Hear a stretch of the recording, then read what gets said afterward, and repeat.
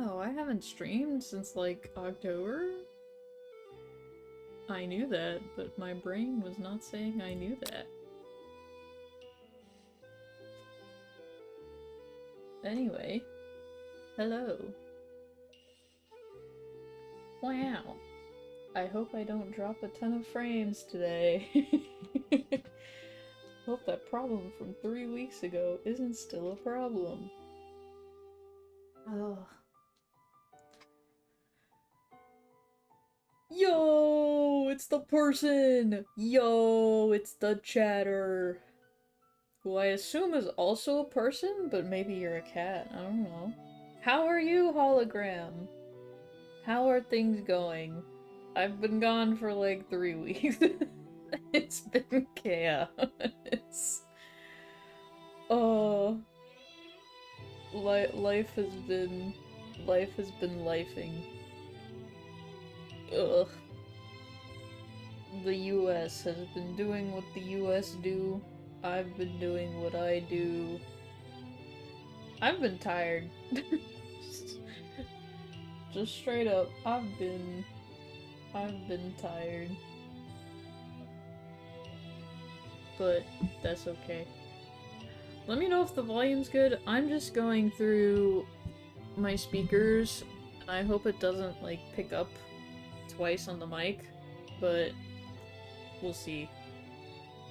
I'm playing video game. Which video game?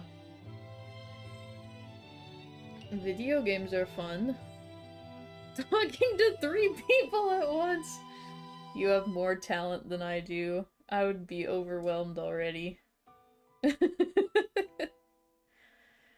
I am not good. Dandy's World on Roblox. Interesting. I still need to play some Roblox. I haven't played Roblox. I keep getting distracted. Gonna be real, my ADHD just does the ADHD things. And I forgo her. Speaking of video games, totally chill,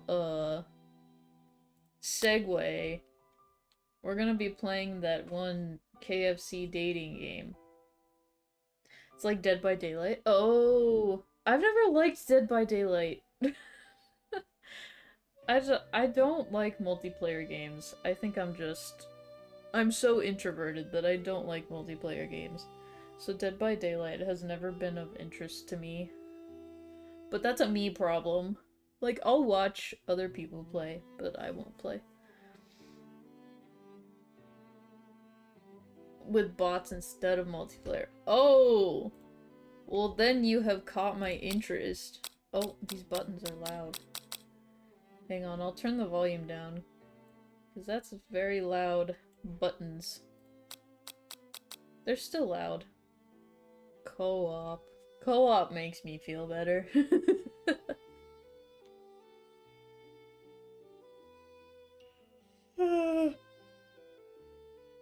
Why am I yawning? Actually, I know why I'm yawning, because it's already totally dark out, and it is not that late in the day. Daylight savings throws me off, but also it's just winter. It's not fully daylight savings. So, I don't know. Whatever. We're going to start the chicken game. I hope the volume's good, but if not, I can adjust in the middle, I guess. There's gonna be a lot of reading. I'm just gonna go for like 2 hours. Is that Markiplier? Yeah. It's just older Markiplier. Everything is Markiplier.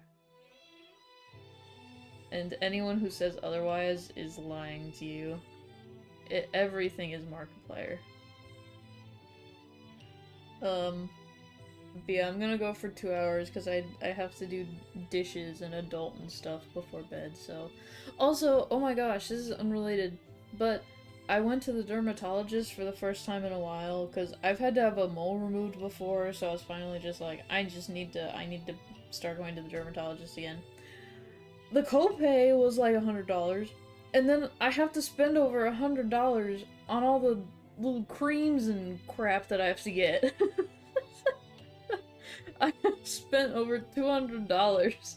And I was talking to Koala about it, and Koala was like, yeah, I don't trust people that spend all that without a reason to spend it. Like, if the dermatologist tells you, that's one thing, but if you're just going out and spending that and you don't need it, those people scare me. I'm like, agreed. It's horrifying. Skincare is so expensive. Don't get the expensive skincare if you don't need it, guys. If you don't need it, don't get it. It's not fun. I wish I didn't need all the expensive crap. Anyway, now that I've rambled about the dermatologist... What? Welcome, Chef. My name is Belle. Should I be just Chef Ramsay? No, I'll be Chef Belle. I feel weird being Chef Ramsay. I'm not powerful enough to be Chef Ramsay. Actually. If we're all real with ourselves. Who are these? What's that? Is that a KFC themed jewelry box? You sleep softly as the morning sun casts a warm glow through the window of your modest student apartment. The world is peaceful and serene. You could stay in the moment forever. Or you could wake up... Oh jeez, that's horrible. Your first day of culinary school is no time to sleep in. Smack it. Lying in bed, you stare at the ceiling, thinking about everything that awaits you at the prestigious University of Cooking School, Academy for Learning. University of Cooking School?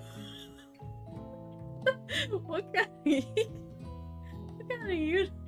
Is like the state called cooking school? The country called cooking school? Your mind begins to wander. Who will be there? What will you cook? What should you wear? Time begins to fly by and you find your imagination getting away from you. Oh. Can I save?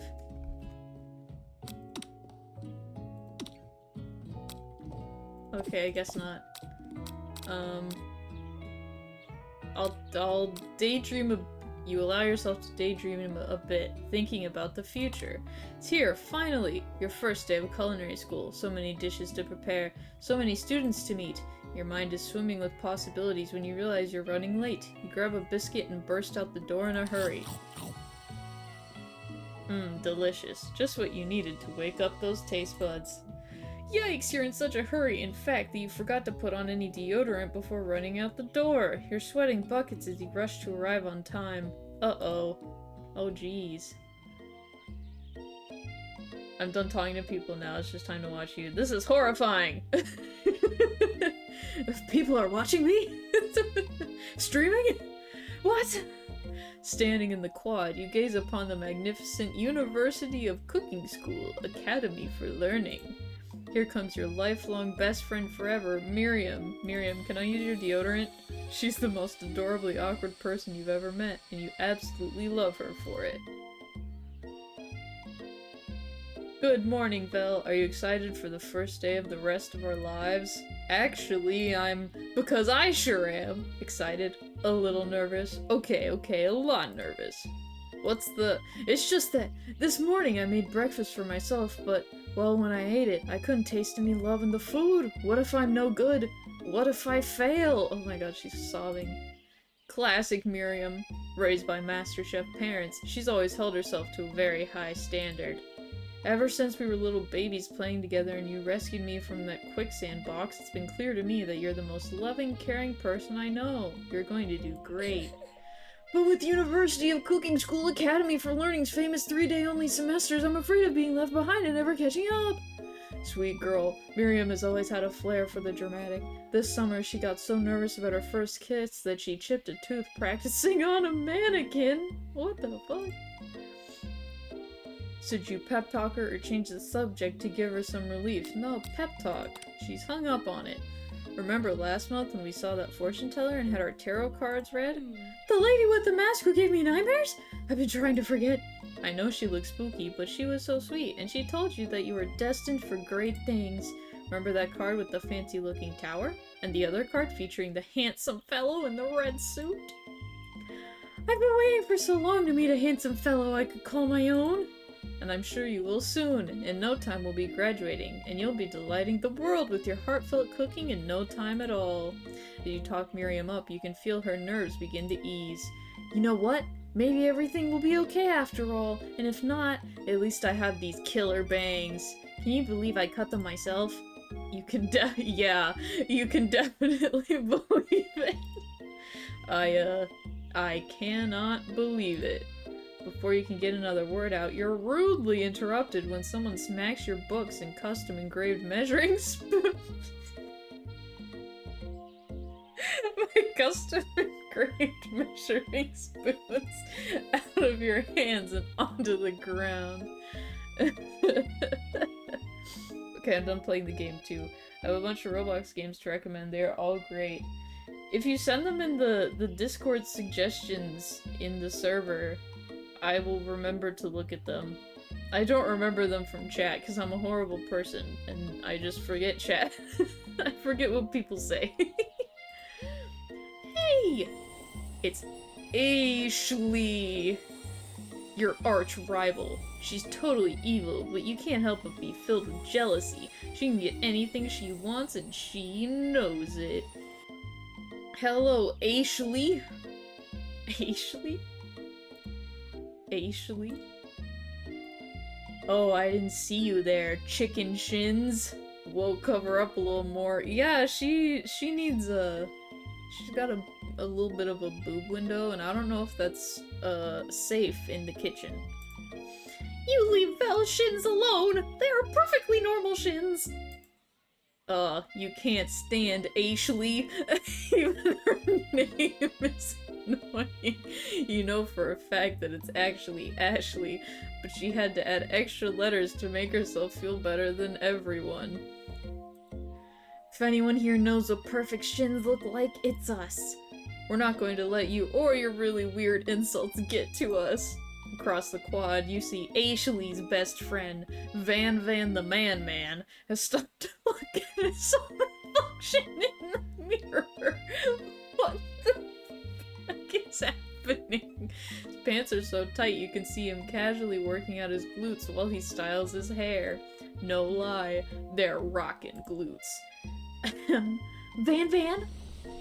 You rang? Oh my god, this guy... He's even worse! You've never been sure what their arrangement is, but as long as you've known them, Ashley and Van have been just as close as you and Miriam, but substantially more devious. I can't believe that University of Cooking School Academy for Learning would ever allow people like you to attend as students. I know, right? You'd think they'd just hand us our diplomas now. Or maybe hire us on as professors. You amateurs could learn a lot from us. With the first day of school about to start, there's just not time to properly tell these two off, so you resist the urge. This is my face right now having to deal with these two people. This is my face having to deal with these basically nude people. Let's go, Miriam. Psh, see you later, losers! Oh my god.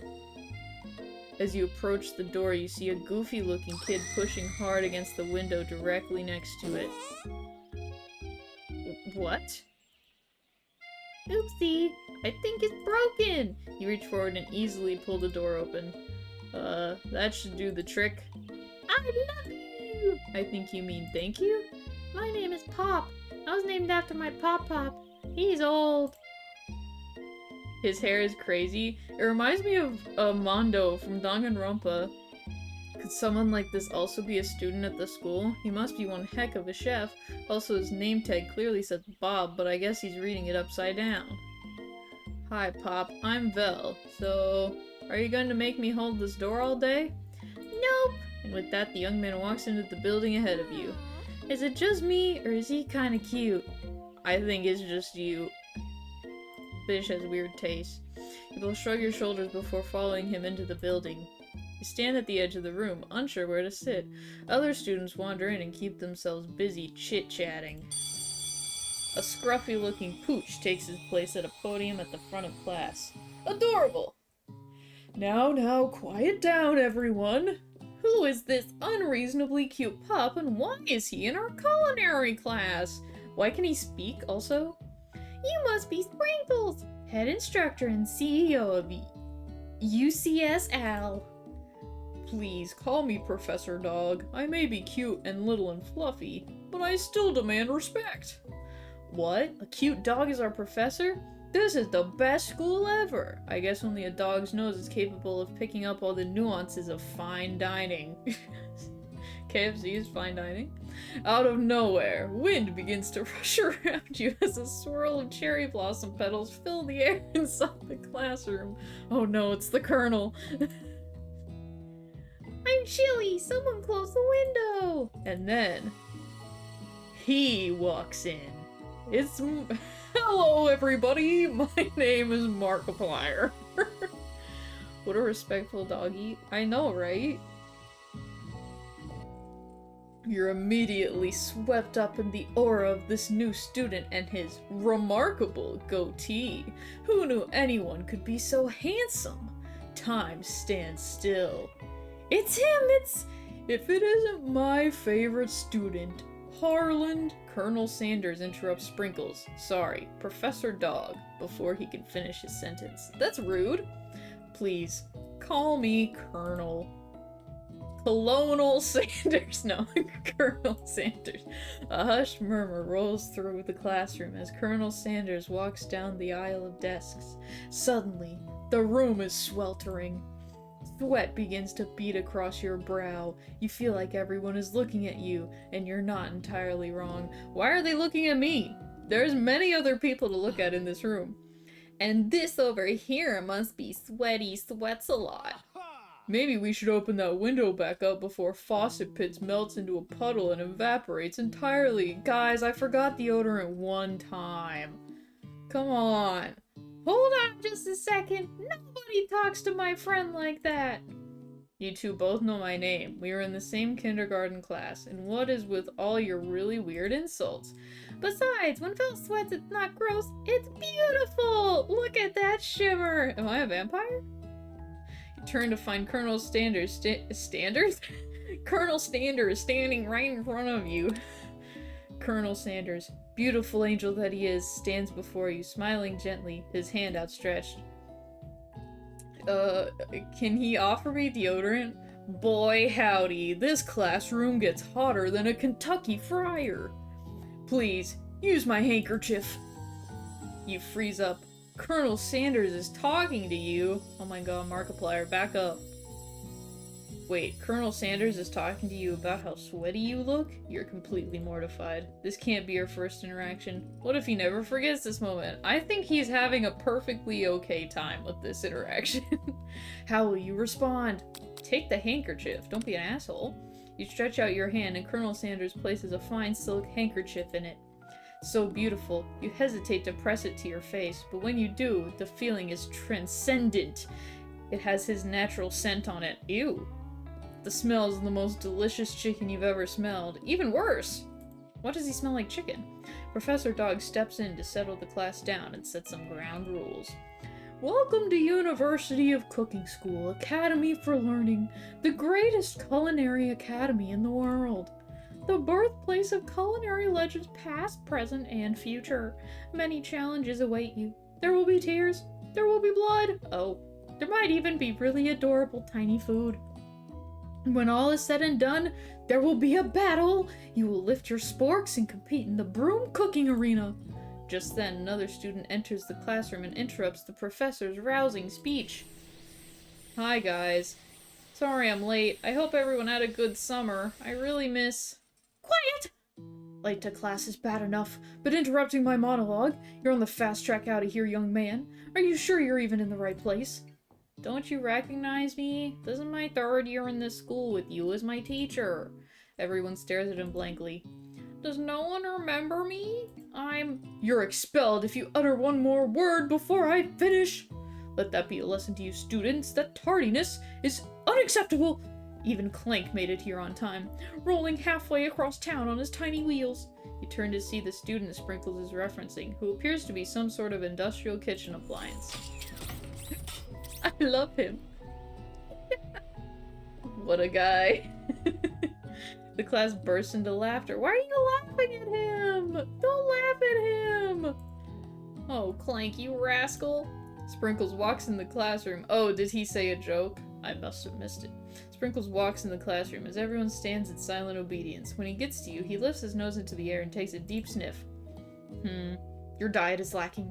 Based on what I'm picking up here, you definitely need a multivitamin. You should be taking better care of yourself. You've never had a talking dog as a teacher before, but Sprinkles' reputation for being smart but tough is well known. You decide to try and butter him up by giving him a treat from your pocket. But what kind? A chicken snack! You reach beneath your apron and return with a chicken snack in your hand. Sprinkles' eyes go wide as he locks onto it. His favorite! Well, well, well, I think there might be some competition for new star student. The furry professor immediately devours the snack, leaving your hand slick with a coating of warm doggy drool. Sanitary. You see the other students eyeing you jealously, but pay no mind to them. If they wanted to succeed in life, they should have learned the importance of carrying a range of dog treat flavors on them at all times. Settle down, young chefs. Take your seats and prepare to have your minds open to the amazing possibilities of culinary creation. As everyone rushes to claim their favorite seats, you're left standing at the front of the room. Only 2 options remain. Hey Val, there's still a seat here. Seems that no one has claimed this seat next to me, if you're interested. Oh no! Should I sit by my crush or my best friend? This is a tough call. And there's no saving. I'm confused. Oh, I don't want to skip, I don't think. I don't think that's gonna be correct. Is it weird that there's no save? It seems weird.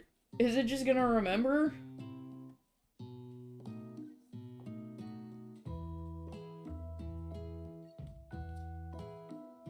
Should we just go for the boyfriend?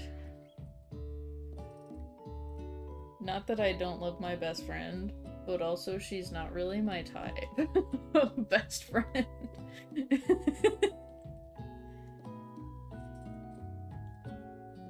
I've never played this. It's free on Steam, I think. Which I think is the only reason I got it. We're gonna go with the boyfriend. The future boyfriend. You move to take your seat by Colonel Sanders. Appears he brought no books, pens, or pencils. However, his perfect upright posture shows off a seriousness that makes you confident in his desire to learn. Thanks for offering me this seat. I've only had 2 rules. Do all you can and do it the best you can. It's the only way you ever get that feeling of accomplishing something. Why are you talking? I just thanked you for the seat. That's so inspiring. A little off topic if you ask me, but okay. As soon as you've settled into your seat, the professor makes an announcement. Think fast! It's time for a pop quiz! Yay! A quiz about me! This incredibly important and surprisingly short quiz will tell me if you are ready for life at culinary school. Keep your knives sharp and your focus sharper. Here comes question 1. If train A is traveling to point B, and train B is traveling to point A, how important is it to wash your hands before cooking? Extremely! That's right. Forest is to tree as chicken is to feather. That's right. What is the most efficient eating utensil ever created? A spork. That's right. What food is best for a broken heart? Anything, as long as it is prepared with love and not too much salt. That's right. Is Sprinkles a good boy? He's a talking dog that teaches at culinary school. He is the best boy. That's right. Total score is 5 out of 5. Guys, I'm crushing this. I am the best student. Wow, be honest, did you cheat? You look up to see that Colonel Sanders has been watching you tally your score. He's impressed. I know he just met, but I have to confess, I think you have a beautiful brain. A Markiplier, that's not appropriate. We're in class. Hot diggity. Hot diggity dog. You just scored some major Colonel Sanders points with that performance. May I have your attention, students? I have an important announcement to make. Time for lunch. Lunchtime already? We just got here. Wow, the cafeteria is as nice as any restaurant you've ever eaten at. Makes sense that a school dedicated to cooking would also be serious about eating. A delicious fragrance wafts through the room and tickles the end of your nose. Your mouth waters. Do you smell that? That must be our lunch. It smells crazy good. I thought that she would be upset that I didn't sit with her, but okay. Everyone, can I have your attention? Is it about lunch? No, I just wanted to apologize for my tardiness. You see, Howdy, folks. I'd like to make an announcement. Hey, It's about lunch. Everyone, cheers! But Shh. Lunch. She said, shh. In honor of the new semester, I have prepared something special to share with everyone for lunch. That must be the smell I smelled! Indeed, that smell. You hold your breath, waiting to see what food this mysterious student has created. You've heard that he's very talented, but were the rumors true? Is this? Colonel Sanders lifts a large bucket above his head. Its contents glimmer in the light. Piled higher, huge pieces of chicken, breaded and fried to a crispy golden finish. The aroma envelops you, and you begin to feel warm and safe. Colonel Sanders has filled a bucket with chicken? What a novel concept. Your stomach begins to grumble, as if to say, stop thinking and start eating. For years I have been developing a secret recipe for the perfect fried chicken. But my calculation, nothing less than 11 herbs and spices are required to achieve the perfect balance of flavors. You look around and notice that every other student has a pen and paper and is scribbling notes as fast as they can. But that's all I'll say about that. What, you think we want your stupid secret recipe, dude? Pshaw! Nah, my dude. Nah. I'm just, drafting a last will and testament in case, one of those ingredients is, poison! Got him. He looks around nervously to see if anyone else is laughing at his sick burn. You wait to see what zinger Ashley is prepared to follow up, but she suddenly takes a different approach. Yeah, no, it's just like writing in my diary. Dear diary, today I smelled something beautiful. I knew at that moment that only the hands of a true gentleman could fry chicken so tender. You see her body language change from bitter and evil to sweet and innocent as she slides closer to Colonel Sandals. Colonel Sandals. She realizes that he is destined for greatness and fame with cooking skills like this. She wants him all to herself. Screw you, Ashley. Oh, please. Well, Van, the man. If you don't want any, I'll take his. Whoa, hold on. I mean, I guess I'll try it. He takes one bite and his eyes grow wide. He starts contorting his face as he tries to hold in his pure exhilaration and act unimpressed. Easy now, there's enough for everyone. Please, my fellow classmates, dig in. Take one of the pieces of fried chicken out of this bucket and sink your teeth into it. It's amazing. Oh my god. Tasting Colonel Sanders' food transports you to another dimension. Alone with your taste buds, gripping a drumstick in your hand, you float weightlessly. Savor the moment and everything that it tells you about Colonel Sanders' culinary heart. Flavors in your mouth are beautiful, pure, heavenly. What a guy! Alone with the flavors, you feel something that can only be described as love. For a man? For a flavor? Are they the same? After tasting his food, you try to get some one-on-one time with Colonel Sanders. You approach Colonel Sanders. What a guy! Yeah! What a guy! That's gonna be my go-to compliment now. What a guy! Colonel Sanders smiles ever so softly as you approach. He stops what he is doing and allows you to break the silence. Colonel, I wondered if I could talk to you for a second? Anything for a fellow chef. What exactly was on that chicken? How bold to come out and ask. It's an idea I had for a new combination of flavors that will make me my fortune and establish my legacy for all time as I open a chain of highly successful fried chicken restaurants. No big deal. It's just you and me here talking. I can keep a secret. In fact, I've got some of my own that I'd be willing to trade. What's the rush? The semester's only getting started. We've got 2 more whole days to get to know each other. Clearly not going to give it up easily, but it doesn't hurt to be persistent. You know what they say about secrets, Colonel? Shouldn't learning be fun? Got moxie, I'll give you that. Colonel Sanders looks both ways to make sure you're truly alone, and then leans in. You can feel his warm breath as he whispers, "Ew! Just one ingredient, but you can't tell. I use something my great-grandmother taught me." Wow! You'd never have guessed that. In fact, you're not even sure where you'd get some if you searched. While you're wrapped up in that huge revelation, you notice that Colonel Sanders has disappeared! While everyone else is still in the cafeteria, you decide to look for him. Clearly he didn't want to talk anymore. You find Colonel Sanders outside, standing in the quad. "Oh, it's you again. Howdy. Why the fuck are you following me?" Sometimes I like to come outside and look at the school buildings. I think about how my story will continue on after I've graduated. "You've only been here a day, what do you mean sometimes?" Sounds like you have big plans. "I dare say, the biggest. I will leave my mark on this world. You can bet on that." Alone together for the first time, you figure now is the perfect moment to show your personality to him.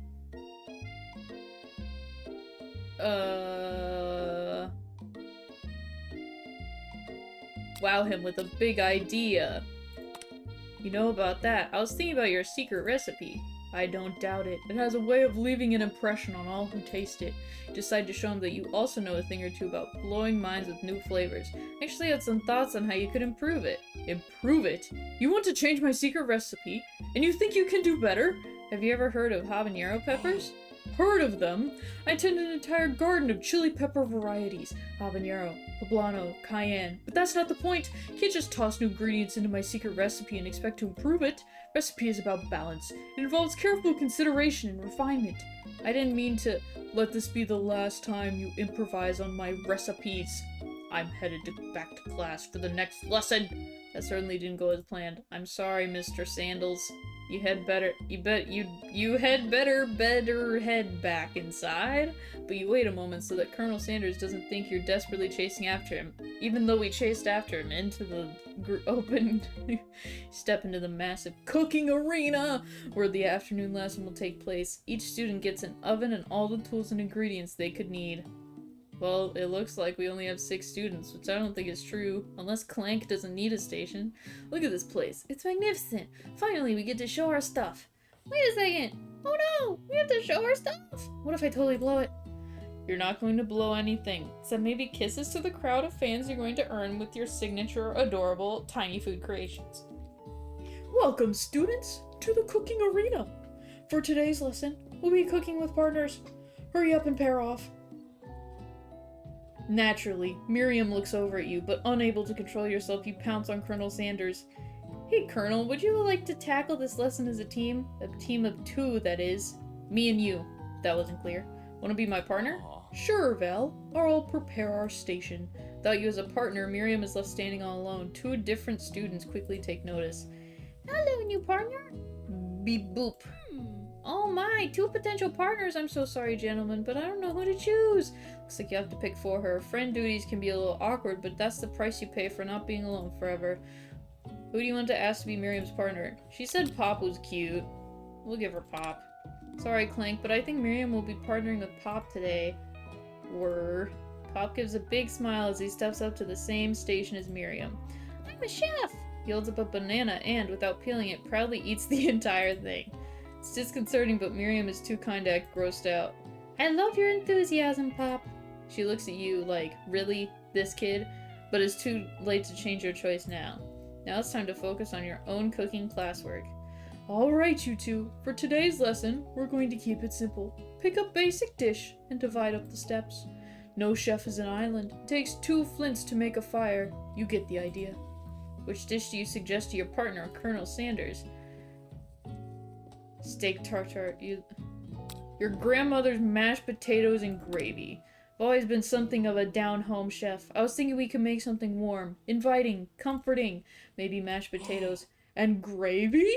I couldn't imagine one without the other. Colonel Sanders casts a coy look at you, causing your whole face to go beet red. Embarrassed, you quickly turn away. I'll go get the potatoes. No, please, let me. Picking perfect produce is a passion of mine. Looks like things are getting pretty fresh around here. Does someone have a crush on Colonel Sanders? We're just cooking partners. Mind your own business. I didn't call him my boyfriend earlier. Sanders' heart is my business, and you better keep your fingers off of my man. Did someone call for me? No. Geez, Ban Ban. Well, I'm over here crushing Belle's dreams. You're supposed to be taking care of our classwork. That was the deal, remember? Colonel Sanders returns, arms full of peeled potatoes. He tosses them into boiling water and turns his attention to you and your old friends. Oh, howdy there, Ashley, Van Van. Are we working in a quartet instead of a duet now? Actually, no. It looked like Belle was struggling, so we offered to give them a hand. You know how it is. These young amateur chefs need a lot of mentoring. I was going to say, Colonel Sanders, maybe I could also teach you a thing or two about fancy food. Maybe one day you might be able to get up to my level. Ha! Doubt it. Don't be rude, Van Van. Personally, I have no doubt whatsoever about Colonel Sanders' ability to concoct creations worthy of admiration. After all, your fried chicken was quite spectacular. But, Colonel, if you ask me, I might make a better partner for you than this thing that has positioned itself at your station. Don't you feel, deep down, that we cast complementary shadows? We fit together, like a thigh and a drumstick. It just makes sense. Nothing about this makes any sense, but one thing is clear. She's coming for Colonel if you don't watch out. Ashley is really good at going at you hard. You need to ask for some backup here before things get ugly. I don't think Miriam likes me right now, so I'm gonna turn to... I don't know.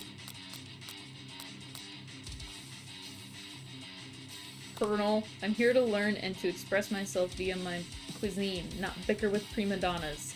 Partners were chosen at the beginning of class, so let's all respect the format, okay? You turn to Colonel Sanders to confirm that you're on the same page.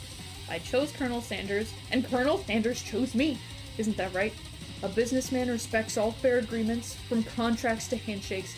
I took on Belle as my partner for this activity, and I stand by it. Based on your team's behavior, I'd say you're perfect for each other.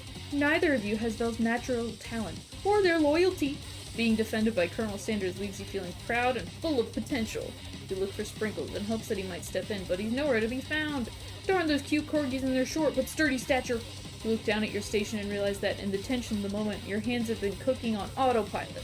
Distracted by the drama, you've already crushed the boiled potatoes into a perfectly creamy mashed texture, with plenty of butter and cream for flavor. It's as if your natural passion guided you through the steps you know so well while your attention was elsewhere.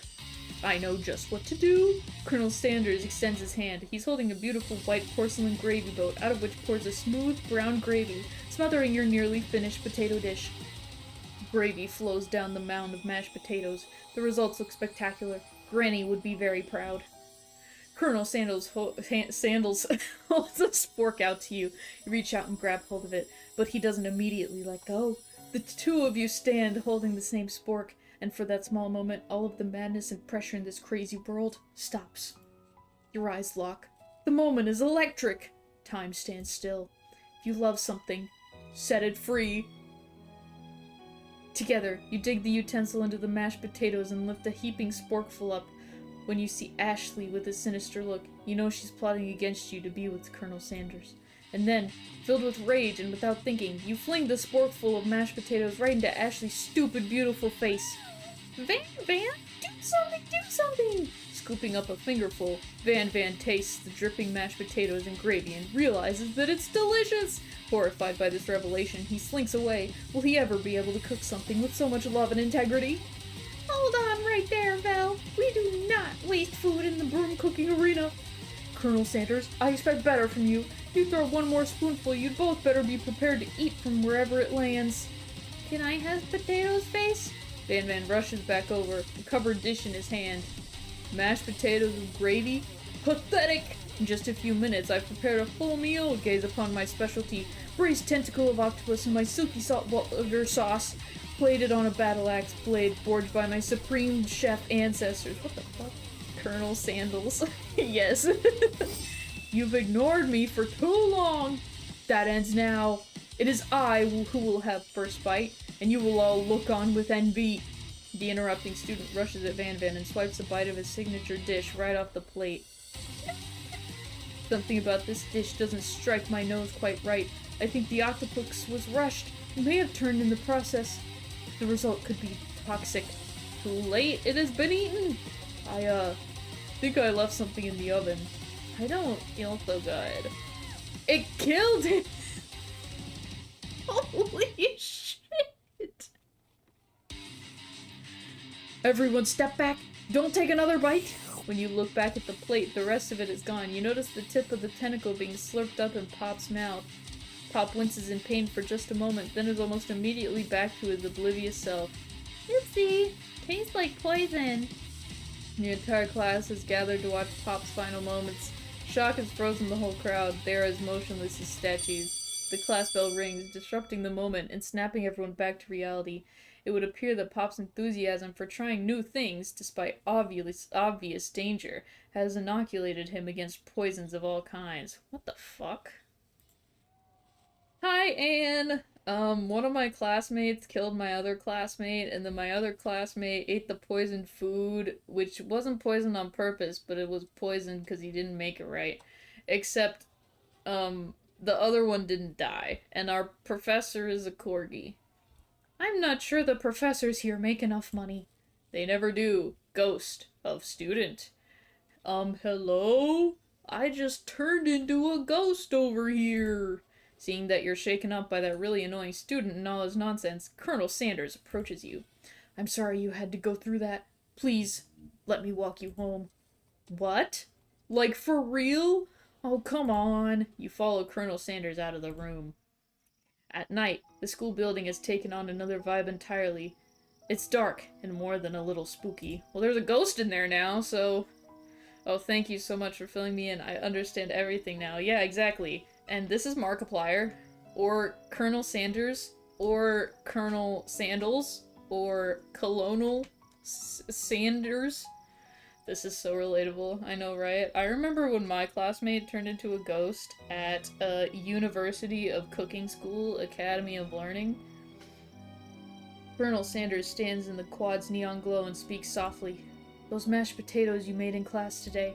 Before you go on, I want you to know, they're not a great representation of my skills. I didn't even realize I was making them. They were amazing. Tasting them, it reminded me why I became so passionate about food to begin with. Colonel Sanders is getting choked up. Cooking is obviously important to him in a way that you find inspiring. Now might be the perfect time to tell him you're developing feelings for him. Colonel Sanders? Yes, Vel. There's something I need to tell you. Hold it right there! There's something I need to tell you first! Oh geez. You see, when I was just a boy, I had a dream that one day I would be the greatest chef the world has ever seen. Every day since, I've been working towards that dream. Day and night. Never stopping. Never resting. Also, lifting a lot of weights. Like, so many weights. We should follow our dreams with all of our hearts, that our souls may grant them like wishes floating on a shooting star. Hey, no, you... Shut up! I'm the one here to say inspirational stuff and be the star of the story! Are we forgetting that your cooking literally killed a guy? You can't prove that! I also saw you kill that guy. What was his name? Somewhere in the distance you hear a long, sad sigh. Forget him, we're talking about me! Me. I'm the hero. The Spork monster is here to fight a hero. What the heck is happening? I think I left the fridge door open. Later, nerds. How dare you threaten me just as I was letting down my guard and connecting with another chef on an emotional level. Be afraid. Be very afraid of me because I'm a monster, see? Is he rhyming on purpose? Is he rhyming on purpose, or is that just a coincidence? But before you can discuss syntax any further, it's a turn-based fight sequence! What will you do? Attack. You decide to go on the attack. Which attack will you use? Cook with love. Does 1 damage. It just got real! That attack really upset Spork Monster. Spork Monster goes on the attack. They spit hot gravy at you. You take 1 damage. Defend. You decide to defend. Which defense will you use? Trepidation. Spork Monster focuses their mass mind and draws an energy from Mother Earth itself. They grow larger and more intimidating. How will you respond? Attack. Which attack will you use? Cook with love! Spork Monster is no quitter. Buffed up and ready to rumble, they go on the attack once again. You take 2 damage. Take much more damage. You're not going to survive the battle. Defend. You decide to defend. Which defense will you use? Buff up. No one can control this much buffness. You start to feel bloated, and quite frankly, a little gassy. You better attack soon or you're likely to explode. You decide to go on the attack. Chow down does 2 damage. Powerful blow. Spork Monster is oozing cheese sauce onto the lawn of the quad. Wonder who's going to have to clean that up.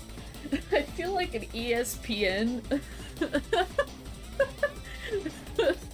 commentator. Feeling vulnerable, Spork Monster prepares for its ultimate attack, rounded edge.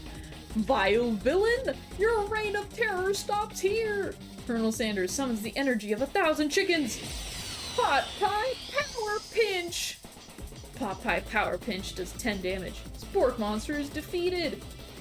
You saved me! An injured Spork Monster spews steam into the night. Spare this wretched beast! You manage to tamp down your disgust at the sight of this gnarly beast long enough to realize that he is still a living creature with a pure soul who deserves your pity, not your wrath. Begone, beast! And don't you dare come back for a follow-up encounter tomorrow. I won't forget this, and I certainly won't be back like you said. The Spork Monster scuttles off into the night. The defeated monster left behind a special item. It appears at first to be a cookbook, but upon closer inspection, it's so much more. It's a book of magic spells with a golden chicken on the cover. You open the cover and find a library card. The last name to have signed it out is Borko. Borko. That name sounds strangely familiar. Your blood is pumping as you stand in the quiet of the night, holding the mysterious book in your hands. As you come down from your battle buzz, you realize that your final attack has left you completely depleted. The world around you begins to fade away, without any energy to keep your eyes open. Darkness overtakes you. Mr. Sanders! The image of Colonel Sanders flashes before your eyes as you fall asleep. He must have helped you get home. In your tired state, you don't know if you could have made it without him. What a guy. You want to thank him, but you don't have the strength to utter a single word. You feel your covers being pulled up over you as you are tucked in tightly. Good night, my colonel. In your dream, you're together with Colonel Sanders. For some reason, Sprinkles is also there, instructing your love. Dreams are weird. Oh my god. Oh my god, it's the ghost. You awake on day 2 and attempt to process the wild visions you had. Were they memories or premonitions? And then there was that secret ingredient that Colonel Sanders went ahead and told you outright. Not much of a secret, huh? It's probably just because he already trusts you so much. Sure, that makes sense. We'll go with that. You meet up with your bestie in front of the school. Before you can tell her about the encounter with the Spork Monster, she launches into a story of her own. Oh, I know this might sound a little strange, but I think I might be, I think I might like Pop. Like him? Like? I know, it sounds like it's moving too fast, but there's something about him. I like him. Like him. We got to talking after class, and he's actually a totally sweet guy. Not only that, but he's really smart. He told me all kinds of stories about Colonel Sanders. Did you know that Colonel Sanders enlisted in the army when he was only 3? Not only that, but he founded a special unit of super soldiers who all wear the same hats just because he put a hat on one time and thought it looked cool. But Colonel Sanders doesn't even wear a hat. He wears a ribbon tie. Either way, maybe it'd be best if you took it slow with this new boy, like I am with Colonel Sanders. You and Colonel Sanders, the coolest guy in school, the most famous student to ever attend University of Cooking School, Academy for Learning. You're a thing now. We definitely connected yesterday. Sure you did. You're great. Why wouldn't he be into you, I guess? Laughing at the implication that you and Colonel Sanders might be a thing is definitely not cool. You are great. You have an idea about how to prove that your love is real. Well, if he's not into me, why did he tell me one of his secret ingredients? Your bestie's eyes light up. A secret ingredient? Yeah, I just said that. A secret ingredient. Is there a dramatic echo in here? Miriam checks to make sure you're alone before continuing. So this summer, when I was on vacation with my family, a lovely man approached me in the botanical garden where I was wandering. This can't be good. Tell me all about his passion for spices. Secret spices! The man even gave me some to show me what he meant. He said it was a powder created from super duper rare dried flower petals, that if I did him a big favor, I could have some of my own. Please, Miriam, don't tell me. So I filled my suitcase with them and brought them up. He was so nice, he even met me at the gate when I arrived. Later, when I cooked with them, a very strange feeling came over me, and the flavor was unlike anything I'd ever tasted. I think you're being very liberal with the meaning of spices here. Whatever. Anyhow, we both share an interest in cooking, so we've stayed in touch, you know, like pen pals. I bet he would love to know more about new spices. I'm definitely not supposed to share Colonel Sanders' secret recipe. And besides, I only know the one ingredient, so I doubt it'd be much use to anyone. Please, please, please! It would mean the world to me. No one has to know it came from you or from Colonel Sanders. Oh no, don't tell her. Quickly think of a fake ingredient name. I don't know, how about... It was Eye of Newt! I know, it sounds like some kind of witch's potion, but what can you do? Eye of Newt. Wow. Her eyes light up imagining such a thing, and you figure that you've satisfied her curiosity and she'll move on. However, she immediately turns around and does some thumb typing on her phone that you can't quite see. That's probably not good. Or you can ask her to confirm that she was definitely not texting secrets to other people. You're interrupted. A wind rushes in. Cherry blossom petals fill the air. It's Colonel Sanders! He's arriving at school.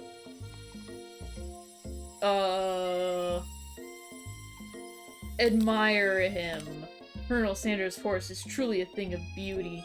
Without ever acknowledging that he's being watched, he does a short horse dance before dismounting with a flourish. He then slaps the beautiful creature gently on its rear, sending it running free into the countryside. You're so struck by the sight of him that you lose the ability to speak coherently. Oh, I didn't realize anyone was watching. Don't worry, he knows his way home. You attempt to compliment Colonel Sanders, but the words don't come out exactly right. What a horseful beaut you have! I mean, what a horseful beaut you have! That's what I just said. Being a good friend, Miriam attempts to cover for you. Oh, Val just gets really nervous around people they like. What? This is not helping. I mean, they got food poisoning and were up all night. It was gruesome. You should have seen it. She gives you a wink and a smile, as if to say, situation handled. Can't blame a girl for trying. With that, Colonel Sanders disappears into the school, leaving you and Miriam to follow. When you enter the classroom, you can see your two rivals. Ashley and Van Van are doing something bad. By the way they're hiding, you know it must be really bad. Like counterfeiting recipes bad. Experimenting with restricted ingredients bad. Summoning a demon bad? You try and get a peek over Van Van's hulking shoulder, but he sees you coming. Whoa there, little one. I'm not sure you're ready to handle this. Why don't you make like a bee and mind your own wax, honey? What even is happening? That's a really good question, Ice. Also, hi! I haven't talked to you in ages. How are you doing? How are you on this fine November Wednesday? Act like you're not interested in them, but really try and get a closer look. You sit near the rivals, but leave your back turned to them. You even hear Van Van mutter something that sounds a bit like a magic spell. However, he notices you eavesdropping. You try and cover your tracks and improv an excuse. It's time for class. And you're distracting the rest of us who want to learn. Now you've upset them! Oh, and you're the Emperor of Cooking, are you? You make the rules? Oh, that was Ashley. I'm not sure you know a good meal if it ate you. Being the best chef in the world takes more than just culinary skills. It takes creativity. It takes panache. And it doesn't hurt to use a little evil. You finally get a look at what it was they were hiding and you instantly recognize it. It's a book, just like the one you found after your encounter with the spork monster. That's the same book that I found last night in the quad. Ashley immediately elbows Van Van, who hides the book behind his back. I don't know what you're talking about. That book is a family heirloom and its contents are secret. You notice that they haven't just been studying the book, they've got Pop pinned to the wall and they're tossing potato skins at him as he tries to catch them in his mouth. We're playing! Before you can dig in any further, you're interrupted by the arrival of more students. It's almost time for class. Beep beep. Clank must be running late. He's in such a hurry that he rolls right over Van Van's meaty foot. I'm alright, besides allergies and death. Oh geez! That's not a good combination. I hope your allergies get better. Hey, watch it, you bucket of bolts. You watch how you talk to him. He didn't do anything. Womp. Who do you think you're talking to? I've never heard such language, not even from a stand mixer. Womp womp. No, your mother was a stand mixer. Van Van jumps to attack Clank, but Clank shocks Van Van, sending him flying across the room. Protect me, Colonel Sanders! These Christ men are about to come to blows. I think it must be over me. But I'm not interested in either of them. Ashley's tone has completely changed in an instant. She bats her eyelashes at Colonel Sanders. Surely he must know that this is a ruse, right? Gentlemen, get a hold of yourselves. Save it for the arena at least, or don't. Honestly, what do I care? I've got lofty career aspirations to focus on. Maybe I can help you with your business plan.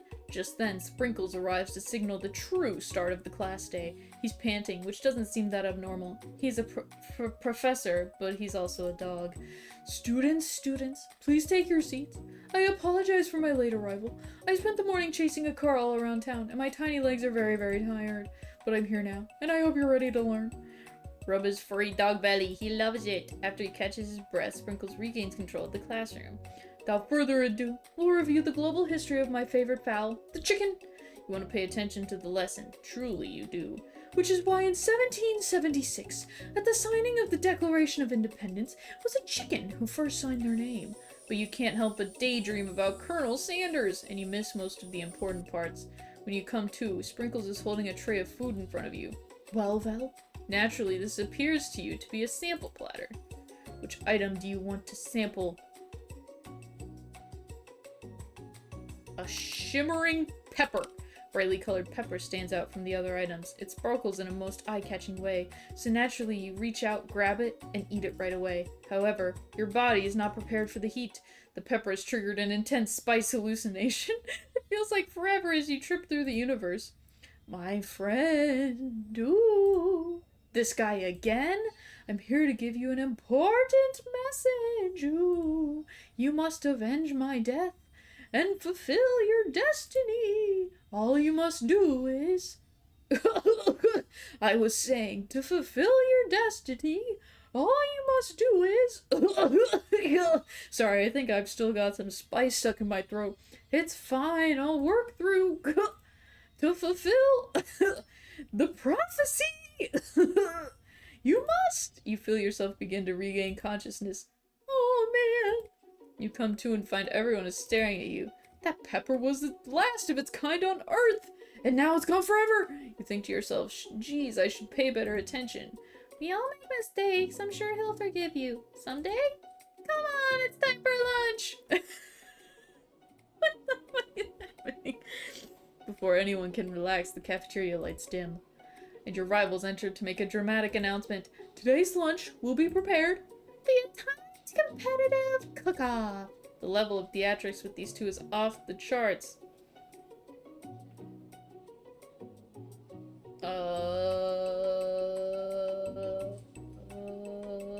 Step up, but no. I don't know. Step up and tell the... No. Demand that they stop wasting everyone's time. Is everything a competition with you two? Yes. Yes! Well, not with me. I'm on a personal journey to learn to love. To learn to love? Sure, why not? But definitely not to constantly battle. Yeah, stop getting your genres crossed. Don't you have some portable monsters to capture? I need to eat if I'm going to have the energy to sustain my education and pursue my dreams of being a master chef. How are any of us supposed to get anywhere if we're constantly fending off challenges from every know-it-all with an apron? Besides, I already bought my own lunch. Vel, you should have it. It will give you the energy you need to succeed! Miriam reaches out and presents a gift to you. My special grilled cheese and tomato soup with chocolate milk to wash it down, and a tartlet for dessert. It only takes you about 5 seconds to eat Miriam's tiny food, but it's just what you needed for motivation. You know what? I've learned enough for today. Let's battle! Just as things reach a boiling point, Sprinkles steps in. Surely he'll put a stop to this madness. Now, students, please settle down. This is a lunchroom, not a sportsing court. Finally, a little sense. You breathe a sigh of relief. At least, not until we turn on the timer! Just then, a huge light blasts you in the face, flashing the words, "Timer ready." Her poses are awesome. I know, right? I love them. That's what I'm talking about. I stand corrected. If it's a battle you want, it's a battle you'll get. My bestie can beat the best of them. Best believe it. Like a diamond, I was formed under pressure, and now is my chance to shine. I will defeat you myself. You had his chicken and you made mashed potatoes and gravy on day one, and you're feeling like you can really impress him again here. It's time to boil some water for the potatoes. Think fast. If the timer runs down, you'll be forced to pick randomly. Water, 100 Celsius. That's right, but how would you have ever gotten into the school without knowing that?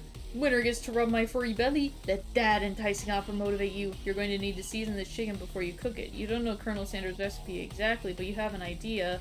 We need herbs, 11. That's right, you might not know all the ingredients yet, but at least you're headed in the right direction. Tail wagging intensifies. Now that you've got some basic steps going, it's time to elevate your craft. State of mind offers the most flavor. Vigilance? No.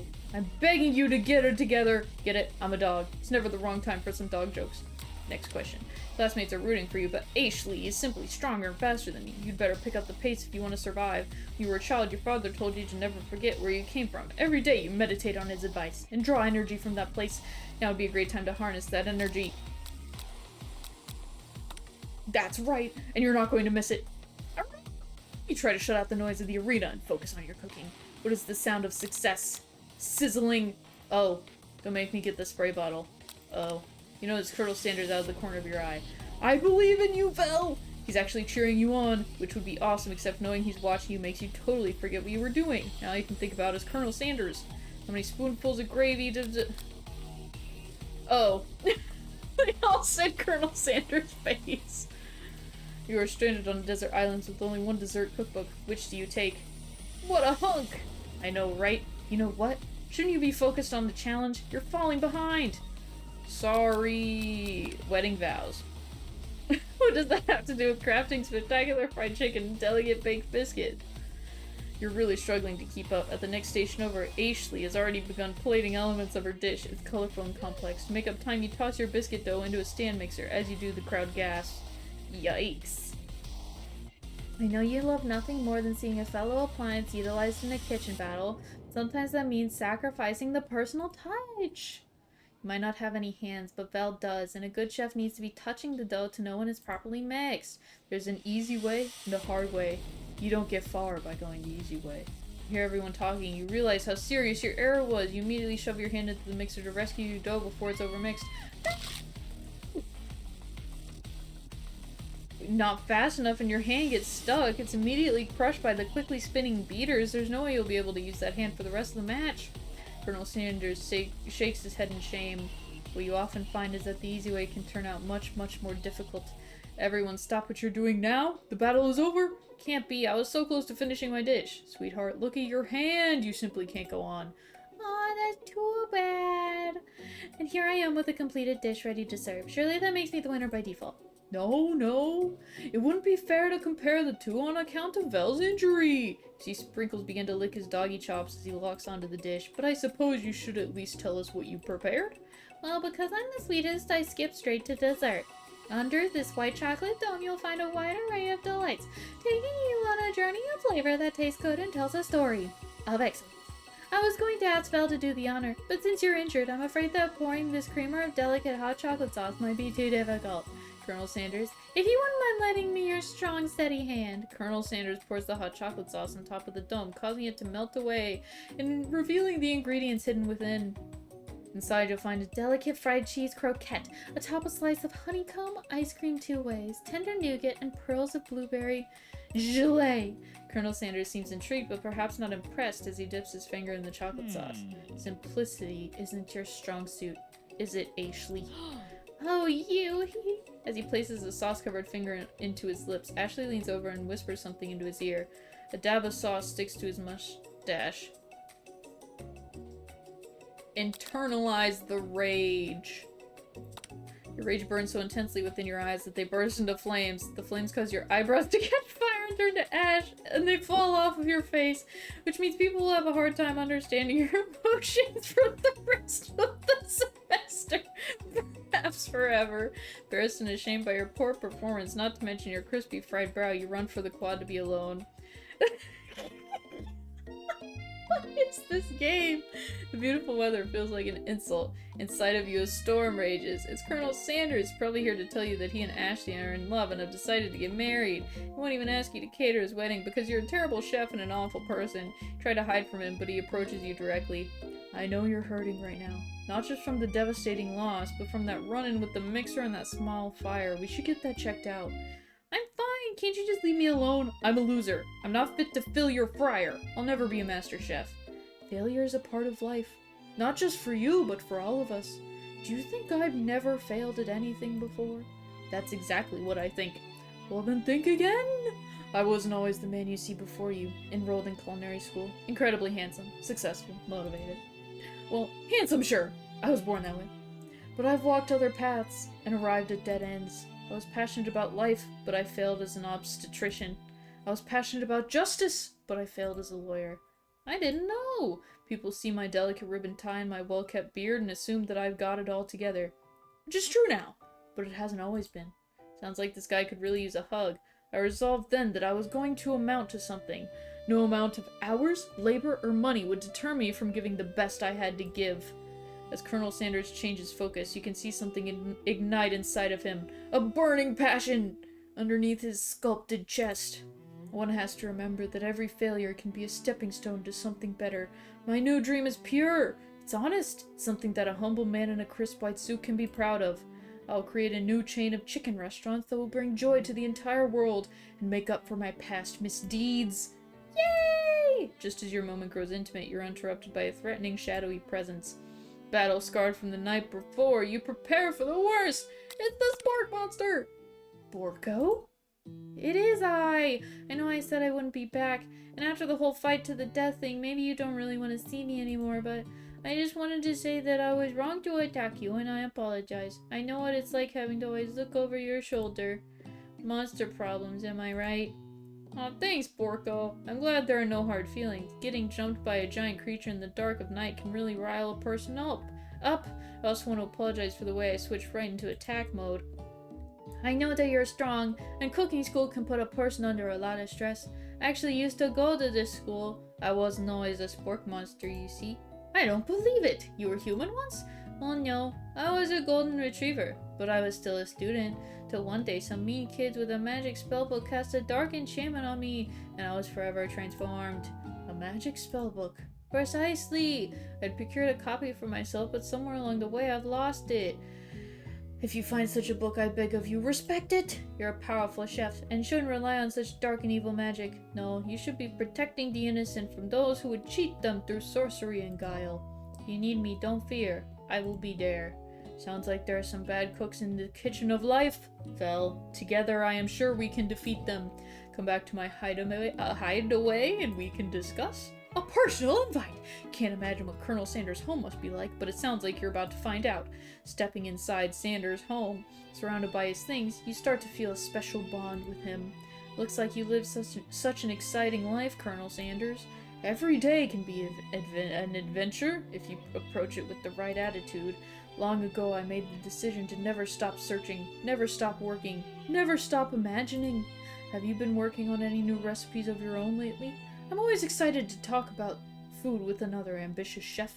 Well, there is something. It's just a side dish that I've been tinkering with, trying to find the right balance of flavors and textures. I'm not sure I've nailed it yet, but I'm close. Colonel Sanders' eyes perk up as he starts to wonder what dish you might be describing. It's meant to pair with something spicy or something crispy. Both, perhaps. Now you've got him right where you want him. Should you reveal your new creation to him or keep it a secret? I'll tell him. You decide that you're as ready as you'll ever be to share your original cooking with Colonel Sanders. Before you can talk yourself out of it, you decide to dive in head first.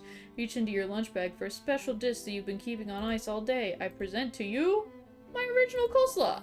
The the shredded cabbage dish glistens in the light of Colonel Sanders' Lux hideaway. He gave me a special ingredient. Magnificent! Together you chow down on the creamy slaw until just a spoonful remains in the bowl. Do you mind if I hold on to the last bite? I'd like to have it around so that I can admire its taste later and think back on this moment. You could offer to make him more, but he seems like a very sentimental kind of guy. Sure, why not? Please make yourself comfortable. I'll be back in just a moment. You realize that now would be the perfect time to do some snooping! Around the room are various items that you can look closer at. Each item seems to radiate memories and emotions. Tap on an item to discover more about the Colonel. What's that? It must be where he keeps the secret recipe. Think for a moment. Number is important to Colonel Sanders, and it dawns on you. As soon as you turn the dial to 111111, the safe opens. Inside it, you find a single note. Can chicken be prepared sashimi style? Tap on an item to discover more about the Colonel. Scented candle. Pick it up and try to identify the smell. Power tool? Freshly starched collar? Piece of wood floating in a lake? Summer of '69? No. It's one of the secret recipe ingredients. It's... Tap on an item. A lock of silver hair is woven through the teeth of the comb. Upon further inspection, you realize that the hair therein isn't just silver in color, it's actually made of spun silver. What? I'm not ready yet. Notice a very realistic stuffed chicken sitting on a corner table. When you pick it up, you realize it isn't just realistic, it's real! Taxidermy must have been important to Colonel Sanders when it was alive. A note clipped to the chicken's foot reads, "The true state bird of the great state of Kentucky." Gaze out the window across the vast lake and mountain range beyond. Just then, the ghost of student pops up. Are you thinking about heading out into the woods on a quest to avenge my death? Wait, what? I never even learned your name. Why would I avenge you?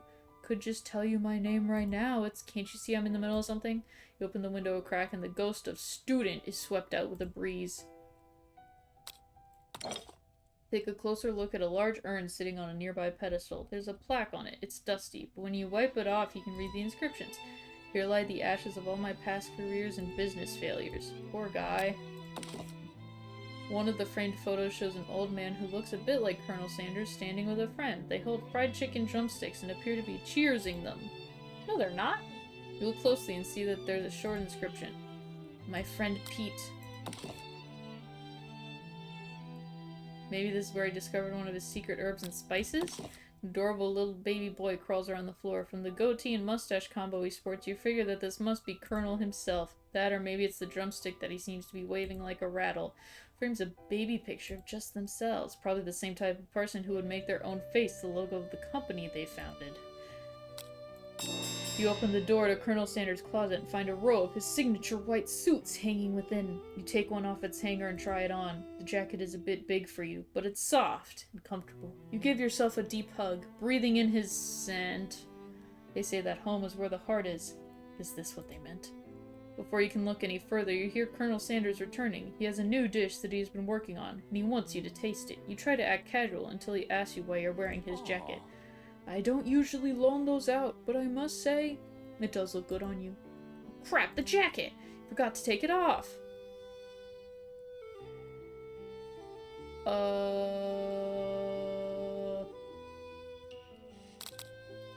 Whoa, whoa, whoa. This isn't that kind of game! Not that we blame you for trying! No! What just happened? I wanted to tell him I liked him. What do you mean? Ah, jeez. Guys, we gotta skip through all the thing again. We'll get there. It's the Spork Monster!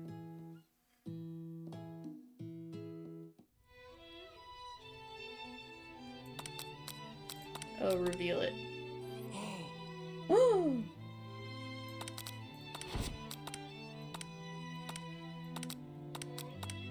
Okay.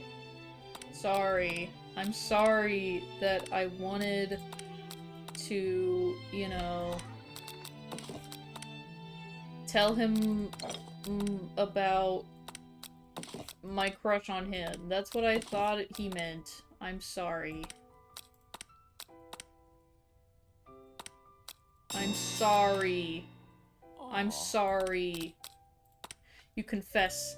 I think I've developed feelings for you. Oh, okay. I thought the truth was gonna be I was snooping around your shit and found your jacket.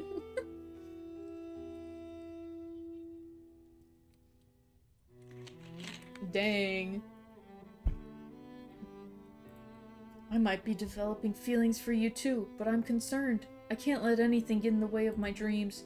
Overwhelmed, you take off the jacket and run for the door, but the thought of leaving Colonel in the midst of such an emotional breakthrough gives you pause. You stop yourself.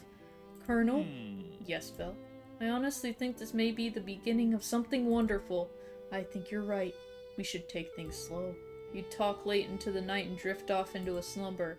Dream sequence. Look at them. Okay. Are we done? You awake to a beautiful morning in Colonel Sanders' hideaway. Did you make the right decision on how to respond to Colonel Sanders? Only time will truly tell. Today is a day that could change the rest of your life. You think about the new secret ingredient you just learned about. Blah. Some jurisdictions, blah isn't even legal. But if the recipe is a secret, how will they know? Your thoughts are interrupted when Colonel Sanders emerges into the room. He's holding a gorgeously plated breakfast, and your mouth waters at the sight of it. What in the fried chicken? Oh, what in the fried chicken? Good question. Here's a sample breakfast I just whipped up. It's meticulous. I don't want fried chicken for breakfast, you buffoon! You taste Colonel Sanders' food and it takes you on a journey. When you return, it's waiting to ask you an important question. So, would you say that we're the perfect match? How presumptuous! My cuisine and your taste buds, that is. Such confidence. Such grace. Could he be the world's greatest gift to cookery? Flatter him. You know, I think we might make a great team. Single tear begins to pool in the corner of his eye as he gazes out the window. With the right business partner, I know I can't fail. Business partner? Could he be talking to you? It's all happening so quickly. Overcome with emotion and confused by your feelings, you're on the verge of tears, unable to speak. The only answer you can find is to run out the door and get home. There's still one more day of school after all. The University of Cooking School, Academy for Learning, waits for no one. You get home to find something very surprising. Your best friend is there waiting for you. Hi. Because I had one heck of a night. I've been desperate to talk to you about it, but I couldn't find you. I got worried that something had happened to you. It's okay, I was just... But now that it turns out you're fine, I can finally get you up to speed on the saga of Miriam. Sure, but you will not believe what happened to me after school yesterday. I went on a date. I think I can believe that. Since I've been paired up with Poppy yesterday, go out with... Of course, I told him you better harness those wild horses, young man. I'm not that kind of girl. But he was just interested in spending some one-on-one time together and getting to know me, so I said, yeah, sure. I can get to know the little guy.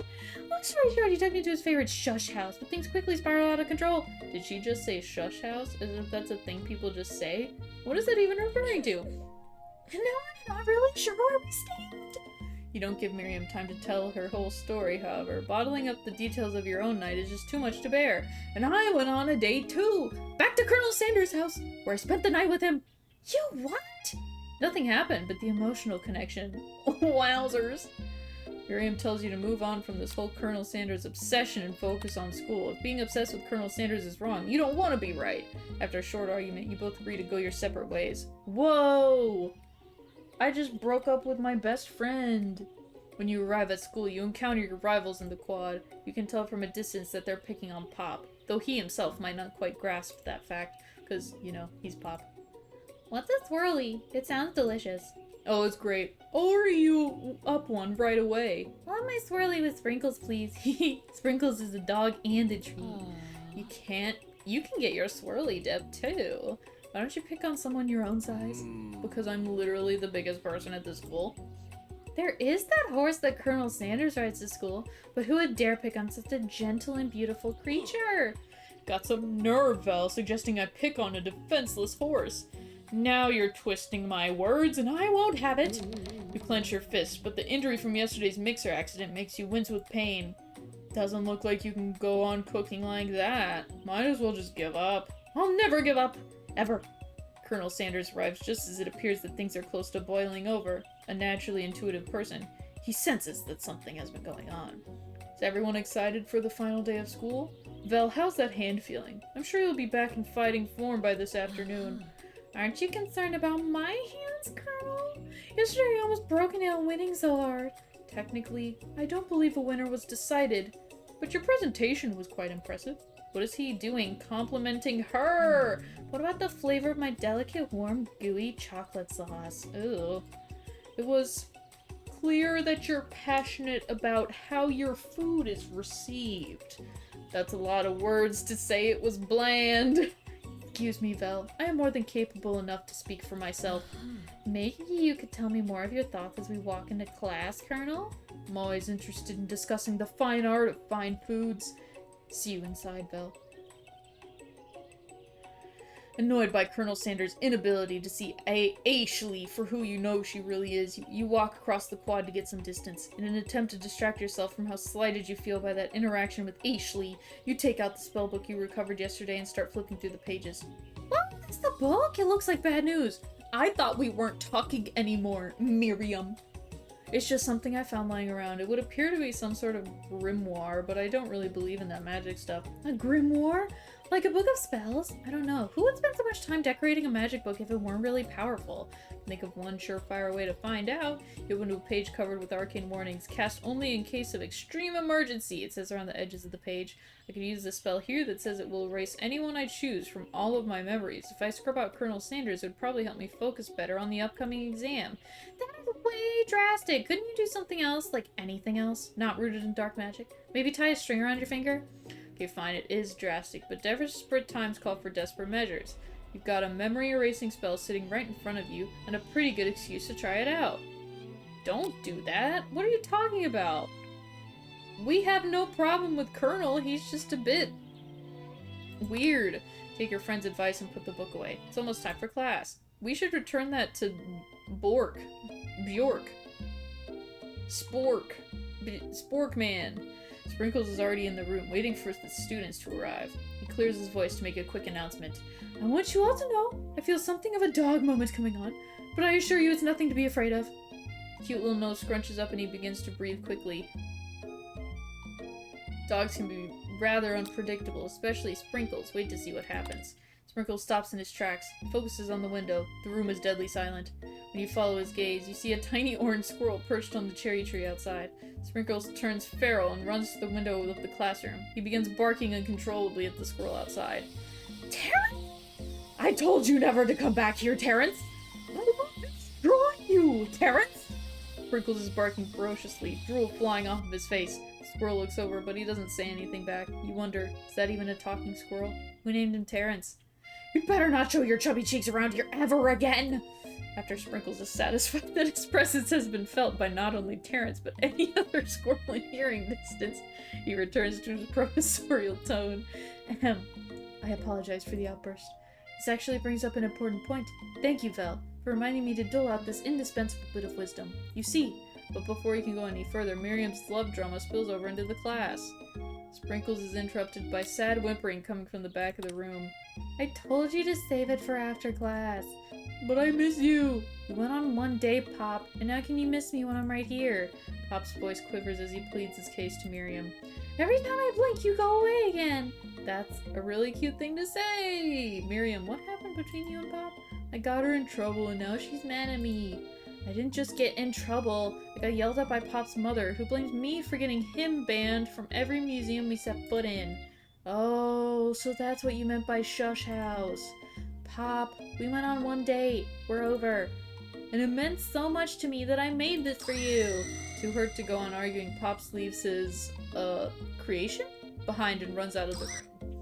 Nothing like a loud public breakup to cast a pall over the final day of school. Well, that was unfortunate, but we mustn't be distracted from what lies ahead. The final competition showdown challenge exam. Still working on the title, but I think you get it. Test time approaches. See you all in the arena.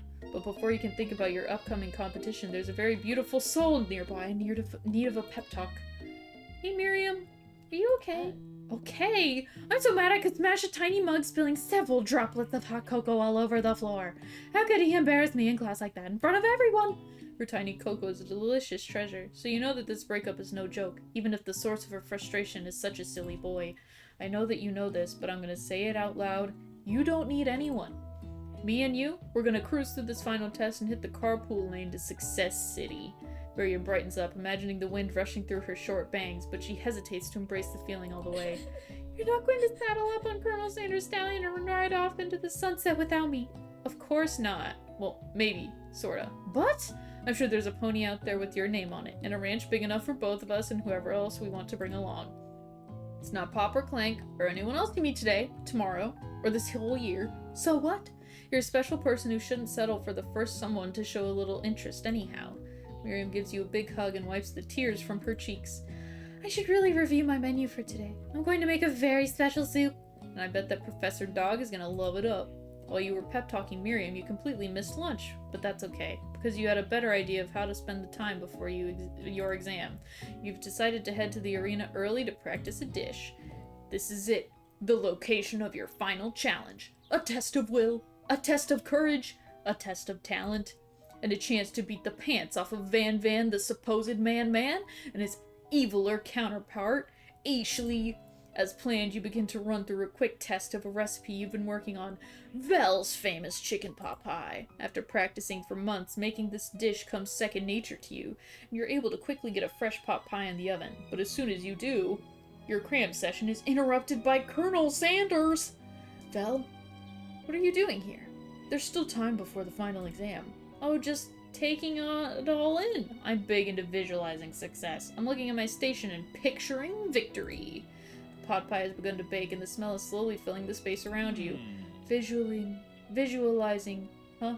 That's too bad. I was hoping you were here cooking something delicious. You'd usually happily share your food with anyone who is hungry, but the last time you let Colonel Sanders get in your head, it cost you a cook-off. Decide that it's time to put your cooking above your romantic desires. But that decision gets hard to stick to when the oven timer goes off behind you. Just give him your practice dish. It's okay. Okay, you got me. I'm doing a little bit more than visualizing. I know. My nose can smell a pot pie from 400 yards. That's an oddly specific distance, but you'd expect nothing less from such an oddly specific man. You knew it was a pot pie just from the smell? Not just a pot pie, but a chicken pot pie. With an all-butter crust. My nose is telling me something else. Oh no, is it burning? No! I can smell that it was made with a heaping helping of TLC. But it'll probably start burning any second if you don't pull it out. The moment of truth. Wow. The best pot pie I've ever tasted! Always loved country cooking, and I could eat this all day. There's no time left. The final showdown is about to begin! Sprinkles lays down the ground rules. There are no rules! That is, set the cook with everything you've got! You step up for the cook-off of a lifetime. You decide the mac and cheese plus the pot pie you've been practicing are just the dishes that'll put you over the edge to victory. Meanwhile, both Van Van and Ashley are prepping wildly elaborate dishes per their usual over-the-top selves. Miriam has her giant magnifying glass and several sets of tweezers. She's definitely prepared to go big going small. Colonel Sanders seems to be harnessing his 11 herbs and spices, but he's trying to find a way to improve on something perfect. His original recipe, fried chicken. The intensity in the room starts at a full 10 out of 10, with a frenzy of action. Everyone is calling out really cool special cooking moves as they prepare their food. Wow, this is getting serious. Colonel Sanders batters his chicken as it levitates through the air. Egg wash! Miriam furiously injects ingredients into an itty-bitty pot of broth. That's faster, blaster!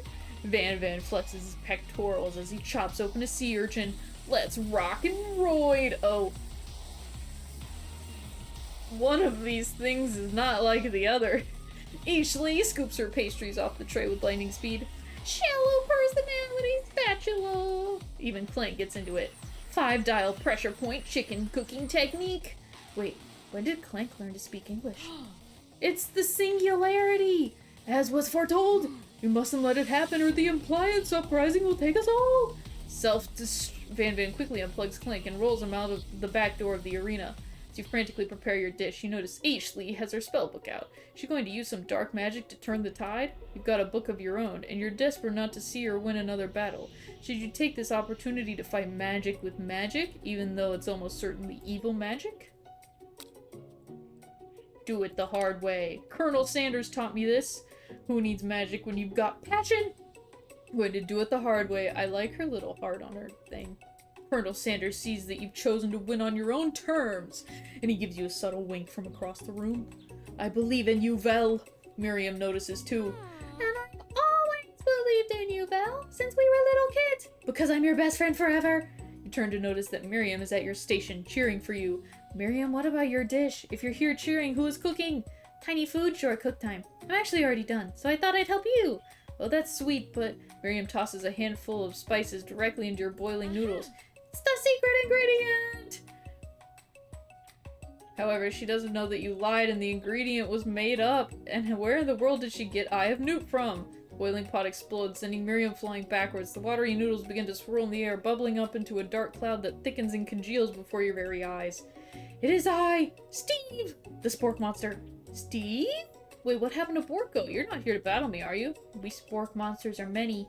I think Borko had the day off. But you have conjured Steve, and I hate to battle, so I'd say you're doing pretty alright. Oh hey, you're in the middle of a cooking competition? I love this stuff. It's better than TV. You crazy kids and your culinary skills really impress me. Mind if I hang out? I'm sorry, Steve, but I'm kind of in the middle of something. Do you mind? Steve, the spork monster, notices that you've got the grimoire stashed beneath your cooking station. I see what you're up to. Crisscross some magical items and accidentally summon me, huh? Ah, yeah, you guessed it, sorta. If you're here, would you mind tossing some fresh noodles in a pot of salted water?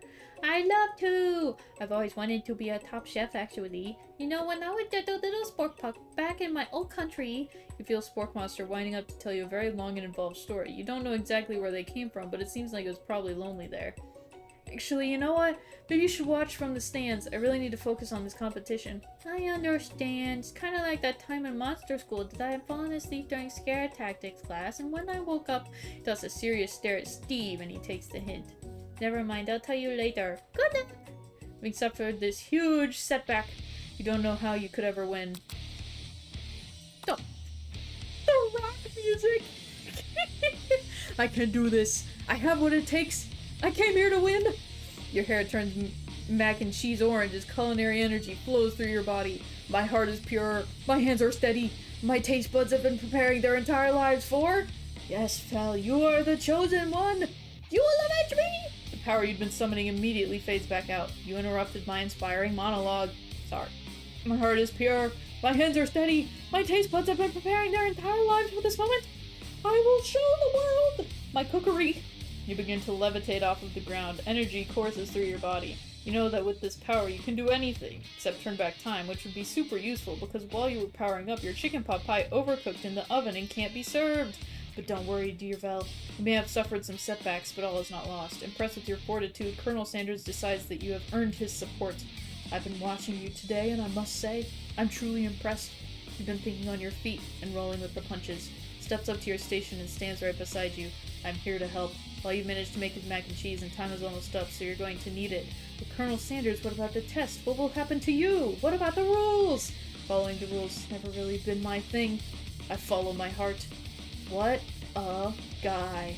Colonel Sanders unfolds a delicate white towel to reveal the most delicious fried chicken tenders you've ever laid your eyes on.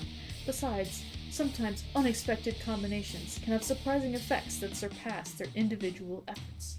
Are you suggesting we combine forces? We can form the perfect food union. Time's up, students! With time expired, it's the moment everyone has been waiting for. You must now prepare to present your dishes. Handful of students stand tall, but the class seems incomplete. Seems we're missing some students. Pop? Clink? From off screen you hear a pure and innocent giggle that can only come from one student. He keeps flying! Sounds like it's coming from that broom closet over there. Miriam, would you mind?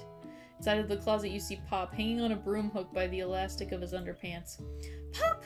Get down from there right now! Let me guess, did Van have something to do with this? When someone asks for a wedgie, who am I to refuse? I thought a wedgie was a salad. Looks like Pop is eliminated from the challenge, seeing how he didn't cook anything. I can't feel my legs. May I be excused? Sure. You kids and your pranks! Must say it's not the worst prank in UCSAL history, but it's not exactly yearbook material. Wait a second. Pranks. Clink! Where did that pressure cooker roll off to? You hear a signature word beep or other onomatopoeia, but there's none. Somehow he must have gotten unplugged, I guess. Have to figure that out later. That leaves only 4 remaining students! Please collect your final projects. Yes, it has been a long semester. Wow, 3 whole days long. But after days of hard work, the time has come for me to eat. Miriam, please step forward. Now, describe your dish. I've made tender udon noodles in savory soup. My word! It's so delicate. Is that a teeny tiny Narutomaki I spy afloat in this itsy bitsy bowl? Yes, Chef! Please, call me Sprinkles. Chef is my father's name. Yes, Sprinkles! And some green tea made from baby tea leaves that I picked myself. Sprinkles carefully sniffs around the dish before opening his mouth and letting just the tip of his pink dog tongue dip into the bowl. So, would anyone else like a taste? Oh, come on! I'm not one of those dogs who doesn't floss! I even have a really cute electric toothbrush for dogs! Fine, I'll enjoy it all by myself. And in a flash, the entire meal has been devoured. Not that it took much. It was less than a thimble's worth of soup. A+. Rarely do I taste a dish with as much love poured into it as yours. Miriam is overjoyed. She gives you a huge hug. Thank you, Vel, for helping me to believe in myself. Van, you're up. Now, describe your dish. I made uni over smooth egg custard in an axe-hewn urchin shell, topped with caviar. Did you skewer one type of urchin with spines from a second, different colored type of urchin? Yes, Sprinkles. A bit much, don't you think? That's exactly why I did it. A bit much is kind of my brand. Doesn't it look cool? Sprinkles leans in to sniff the uni, but he can't get his nose close on account of all the spikes. He begins to paw at it erratically, causing the custard to slosh around. Woof woof! Please be gentle with my cuisine! Finally, Sprinkles goes all in, tongue first, but he can't get past all the needles. He reels back as his tongue is poked and prodded. Ouch, my tongue! The professor appears to be having an allergic reaction to the sting. I can't eat this. It keeps poking my tongue. Disqualified. A stunning turn of events. Would have thought that serving food in a bowl made of needles could make it difficult to eat. Dejected, Van does not go gentle into the night. Disqualified? For glamour? Don't discount simplicity. This isn't the last you've heard of me. Before forcing us to endure his swollen tongue for another moment, Sprinkles graciously laps up a bowl of milk. I know. Yeah, I'm a dog and I drink milk. Get over it. Sometimes it helps calm my agitated tongue. Next student! Ashley, it's time to step up. Now, describe your dish. I made orange blossom Turkish delights in a light rose water syrup topped with French meringue and connected by sugar glass. That actually doesn't sound too bad. Indeed, it's quite delightful. However, I'd ask that you please refrain from eating it or attempting to taste it in any way. It's very fragile and meant to be a display piece. Don't eat the food at a cooking school? Got toast in your ears or something, Val? I told you, it's a display piece. Ashley, I must say it is beautiful. However, this is a cooking competition at a cooking school. Yeah, which is why I cooked it. And did an extremely good job cooking it too. I didn't realize that we were having an eating exam. If I wanted to be judged on eating, I'd go to the College of Eating School for the Hungry. I suppose you could smell it if you absolutely insisted, but don't breathe too hard, you might disrupt the sugar spiral. The food cannot be eaten, it cannot be judged. You are disqualified. Rage overtakes Ashley, and she finally cannot keep her two-faced routine up. You wouldn't know high-end cuisine if it cooked you. And with that, Ashley storms off to rededicate herself to being the best, but this time without being shackled by trying to be fake nice and liked by everyone. This isn't the last if you've heard of me, either. This class gets much smaller, I'll be teaching myself. You and Colonel Sanders, the final cooks, step up together. 2 chefs? What began as a bowl of delicious mac and cheese has become something else. He examines it closely, sniffing and eyeing the bowl. Uh-oh, I don't have a good feeling about this. From somewhere in the room, a literal drumroll plays. Just when I thought I've seen everything in the kitchen, you give me this thing, and completely blow me away. In my 49 dog years of life, I have never tasted anything so delicious and perfectly balanced. So delicious, in fact, that everyone passes the class. You pass, and you pass, and you get a pass. Everyone gathers around and partakes of the mac and cheese bowl. They all seem to transcend this reality into another dimension. You win! Together. You and Colonel Sanders have made a new menu item. The new menu item is so impressive even the Van and Ashley are drawn back in by its magnetic fragrance. When they gaze upon your mac and cheese bowl, they admit that you are indeed an excellent chef. Sprinkles declares that you have passed. Everyone has passed! There were supposed to be more battles, but come on, how could they be better than this one? Now that the school year is complete and everyone has graduated, the students return for one last assignment. To get their groove on! The cafeteria has been completely redecorated in order to serve as the site of the school's graduation dance. Compared to the massive high-tech cooking arena, the humble decor seems downright cute and cozy. DJ Dog in the house. You knew that Sprinkles was a master chef, but also a world-renowned turntablist? Who says you can't teach an old dog new tricks? Van and Ashley tell everyone that they've committed themselves to righting the wrongs they did while they were the villains. For a moment, you actually believe them. Not another haunting. No ghosts allowed at graduation. It's clearly written in the school's bylaws. I was never actually a ghost. It was all a trick to get you to finally notice me. Oh, amusing. And now that everyone is together, it's the Pork Monster! He is totally mellowed out. Everyone, this Pork Monster is no more. From here out, I'd prefer that everyone refer to me by my new name. Party Monster. Student tries to finish what he had to say, but everyone is too wrapped up talking to Party Monster. Dejected, students walks off. Maybe things didn't work out for Miriam romantically, but she found the love in her cooking, and you know she's gonna do great. A red carpet rolls out across the floor of the ballroom. It's like a Hollywood movie premiere. Who could command such an entrance? It's Pop! He arrived late to the dance, but apparently for good reason. Walking the carpet, you see perched atop his dirty chef's hat. A crown? Welcome back, Pop! I know you weren't able to complete the final exam and accept your diploma, so we had it mailed directly to your father. We figured it was the least we could do for the school's dean. Oh, now I get it. And we get a new wing on the school, not to mention the honor of educating the son of the chancellor of such and such. Miriam, will you be my lady king? What an incredible turn of events! An offer to join the royal family! It's like a dream come true. You'll get to be a princess, or maybe a queen. I'm not sure if he even knows, but either way, crowns and gowns, baby. I'm sorry, Pop, but I'm not interested. Not now, at least. I've got so much to do with my life. A twist on a twist. So many more 3-day universities to attend. So many tiny foods to meticulously sculpt and then watch get accidentally blown away by a single sneeze. Okie doke. The music at the dance is interrupted by the sound of sparking and electrical hissing. Clank, who's arrived late to the dance.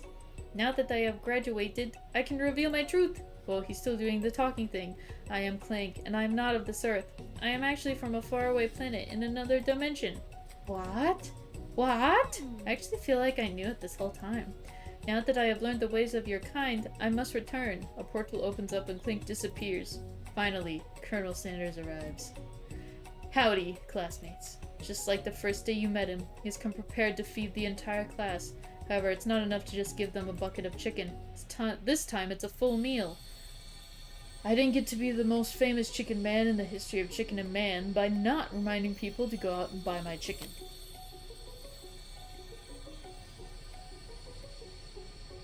Okay. No, it's not the end. As everyone feasts on their delicious chicken dinner, Colonel Sanders finds you sitting at the edge of the dance floor. Fel, what are you doing sitting all alone? Oh, you know, just waiting for the right person to ask me to dance. I wonder, might you tell me, what are the qualities that you would expect to find in such a lucky person? Off the top of my head, well, I don't know, spicy musk, a tidy goatee, a degree from the University of Cooking School Academy for Learning, just to name a few. It truly is my lucky day. Would you dance with me? Yes, I would love to, as you glide across the dance floor, hand in hand with Colonel Sanders. The future stretches out in front of you. And once my 100th franchise is up and running, I'll be ready to take a day off. I'll be so glad to spend it together with you. How sweet! We'll work together and play together. Colonel Sanders stops dead in his tracks. Work together? Well, I think this is something I'll just need to do by myself. But who will help you run your restaurants? I don't believe I need help. Besides, based on your time at school here, do you really think running restaurants is the best path forward? Could it be you found a love connection but failed to earn Colonel Sanders' respect as a chef? Can you live with only half of him? Will you be able to endure sharing him with his other life? The life of an entrepreneur? I suppose I could enroll at pastry school. Oh, my dear Vel, I'm sure that you'll find your place eventually, and along the way, you'll have me by your side. The end! I don't need his respect as a chef. If he doesn't respect me as a chef, he's a prick. Respect my chefness. Well, that's Colonel... Oh! Oh yeah, we get the anime intro.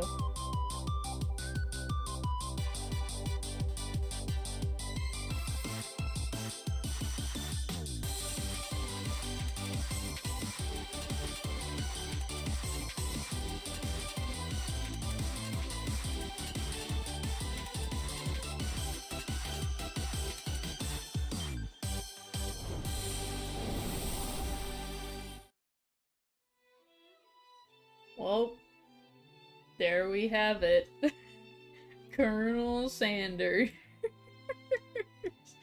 Finger licking good. Dating sim. I'm probably not gonna play it to get the other ending. Whatever that is. Hang on. Hang on, guys. Hi, guys. Hi, guys. Looking for the right person. Just wink while you're at it. Colonel Sanders was very forward. He was! He was a bit of an asshole. Colonel Sanders is badass, isn't he? I know, right? Like, wow. He's so badass. Hang on. That's a bit high. There we go. Wow. What a game. Oh, let me change the game to just chatting. Well... Do not... Do not!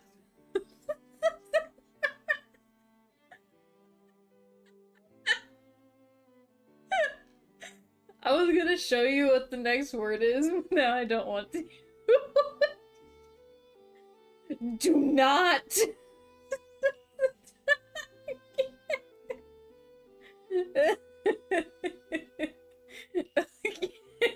I'm sorry. Thank you for apologizing. It's really important that you do not. Do not. Do not, guys. Do not. I think I said this already, but I'm probably am not going to go back and get, like, the full ending. That was a funny game, but I don't really want to sit through it. Because the dialogue's basically gonna be the same. I'm just gonna have to look up a guide and go through all the specific choices and get the answers. And I don't want to do that, so...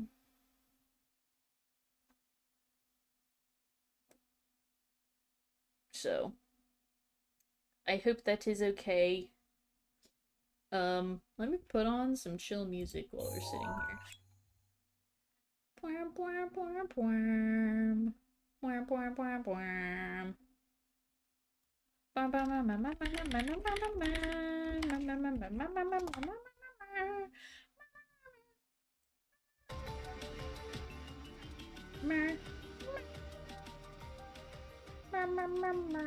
How's that for volume?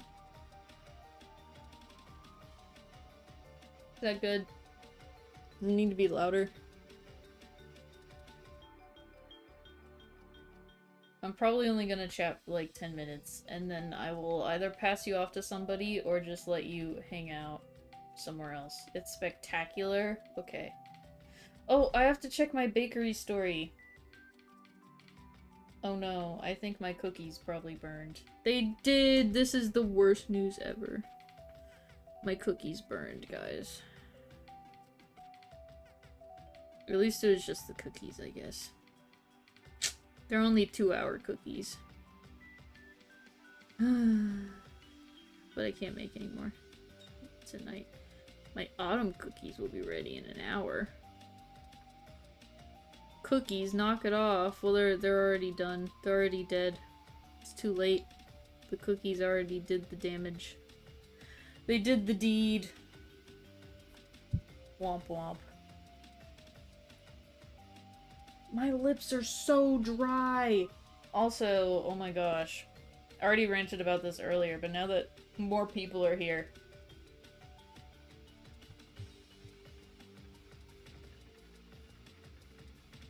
You need me to hydrate?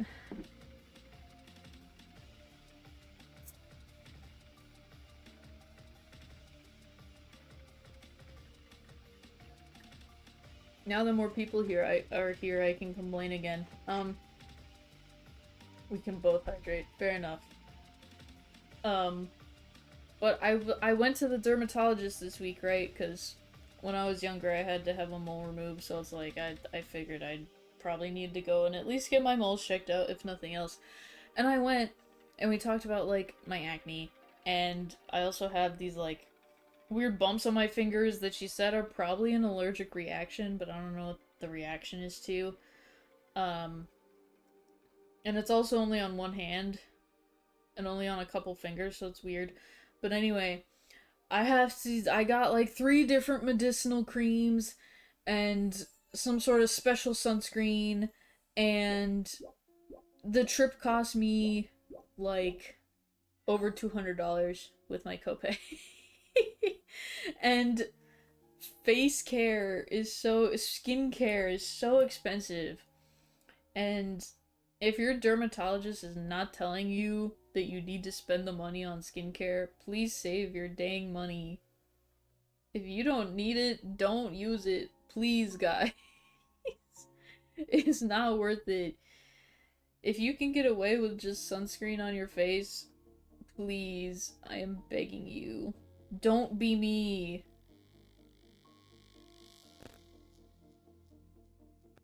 Is that the music? That was horrifying. I thought a giant bug was coming for me. That was horrible. Wear makeup every workday like a nerd. Makeup is not skincare. That's different.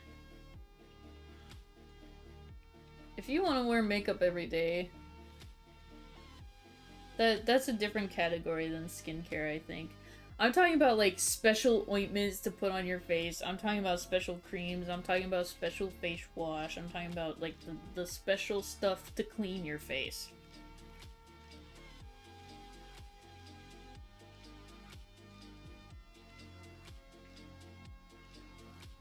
Don't get that if you don't need it. You're so right. Like, especially because if you can get away with like a really basic face wash, why are you buying the special shit? Like, I was talking to my dermatologist and we were talking about how my acne is hormonal, and she's like, I mean, your face wash can help, but it's not gonna get rid of it. And I was like, oh. So the special face wash I had to get is $45. Cost me $45 today before shipping. Next time I'm just gonna see if there's a cheaper version I can get on like GoodRx or some shit, because that's $45. And then I had to get a different one because my chest has different issues than my face. So I had to get a different one for the shower. And that one was $40-something. That was an expensive doctor visit. That sucks. Yeah, not my favorite. But skincare is important. And if nothing else, I put on face sunscreen today. That's a good habit to have that I was not actually following, so you know. If I'm gonna spend $200 on my skin, I need to care about my skin, you know? Is what I'm saying.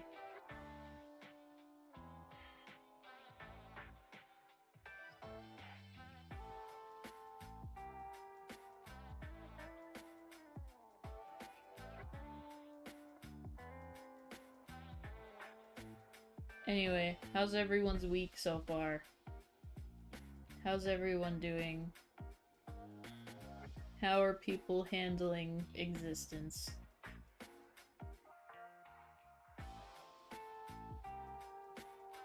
I've been ignoring my problems.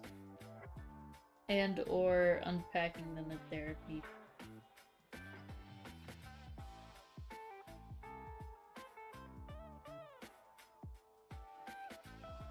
I sure hope there's sunscreen or something in my makeup because I can't remember the last time I used sunscreen.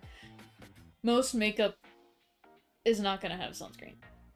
99% of makeup does not come with sunscreen in it. Some primers might have sunscreen, but it's not... that one would cost more. Probably. So, face sunscreen. I have failed. I got a special face sunscreen because apparently, I guess it's white people, we have a higher risk of rosacea. That might also be because I am a moly white person. Like, my skin does not necessarily have to see the sun for it to develop a mole. Because white people. Yeah. So, she was talking about how,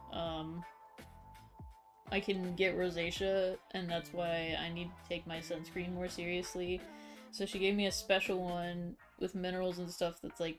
So it makes it tinted because of the minerals, and apparently the minerals also are better at blocking the sun. Ramble about sunscreen. But, yeah, take sunscreen serious. I don't do it, that doesn't mean you shouldn't. And I'm trying to take it more serious, so... We're getting there. I don't know if I finished rambling about whatever that ramble was, but... You can get cheap face sunscreen. Before that one, I had, I'm gonna use it up, probably, but I have just Sunbum, which is a bit more expensive brand in terms of sunscreen, but you don't need Sunbum. You can get just, like... I don't know. There's one brand that had a weird ingredient in their sunscreen. Don't get that one, but get a different one. I haven't done makeup in forever. Me either. I can't remember the last time I did makeup. I don't do it for work. I just show up.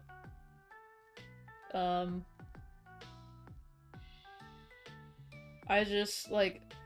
If I want to do makeup, I will do it, but that's very rare. Don't get that one brand, guys. Yeah, I can't remember if it's Banana Boat or Copper Tone. I want to say it was Banana Boat. Or if there was a different brand. But Sunbum is pretty good. I tried sunscreen. Sunscreen, I still burn like a lobster. Did you reapply? And were you sweaty or wet or anything? Also, what SPF was it? Because then that changes a lot of stuff. Also, was it spray? Because sometimes the spray can get blown away in the wind and you're not really catching as much as you think you are. Also, no. I'm not gonna sit here and mansplain sunscreen. I'm joking. My skin is sensitive, so I gotta be careful. Yeah, that too. Sensitive skin sucks. My skin is... It's not super sensitive, but like, as I said, I have some rash shit on my fingers. And I had to replace my Apple Watch band with a metal thing because the original one, like the rubbery plastic thing, it gave me a horrible rash. I can only wear certain earrings if I'm gonna leave them in. Even though I've had my ears pierced for like multiple years, they're still like, ew, no, ew. I can reapply, be dry, and I still burn. I can't tan worth a damn. Tanning is not all it's cracked up to be, so don't worry about it. Tanning isn't that fun to me. I don't get any extra enjoyment out of it. I used to, but now I'm just like... I don't know. Obviously, like, I am kind of tan on my arms, but it's also like, I'm not gonna go out and purposefully do it just because I'm like... Call me Casper. Ice Casper. Casper Ice. Casper Queen. Queen Casper?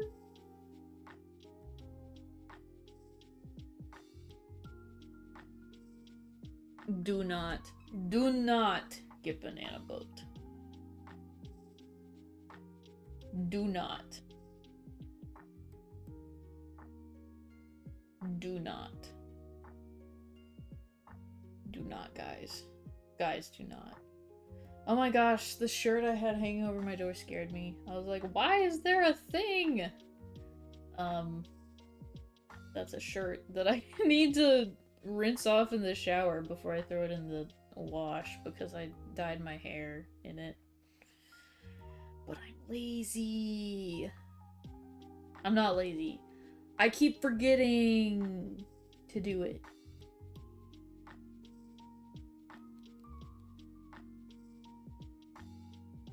Do not do not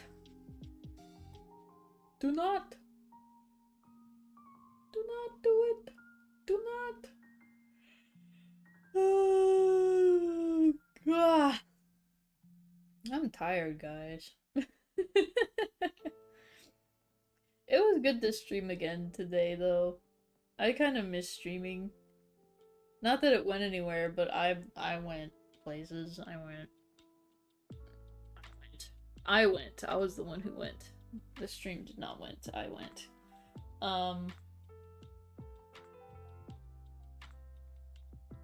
Hopefully, what? What did you type in to get that? What is that? What? Interesting. Do not.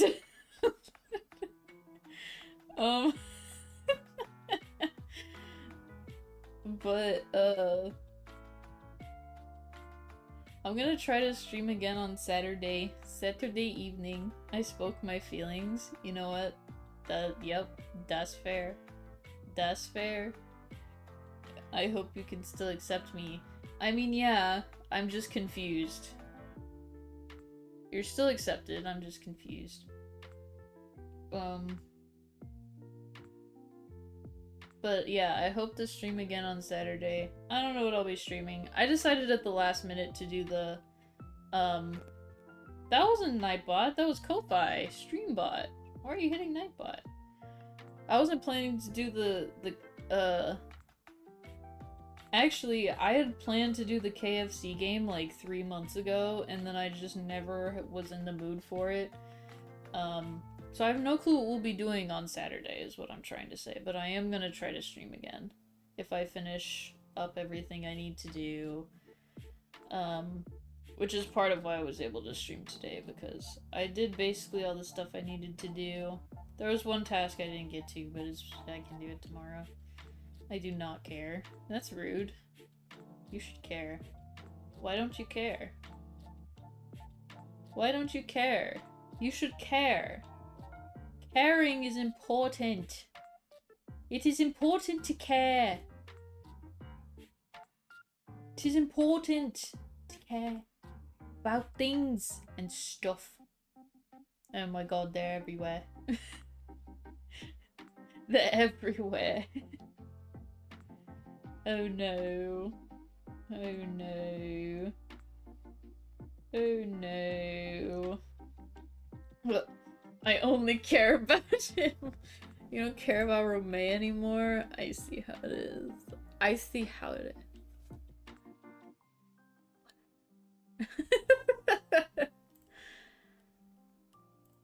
Whatever.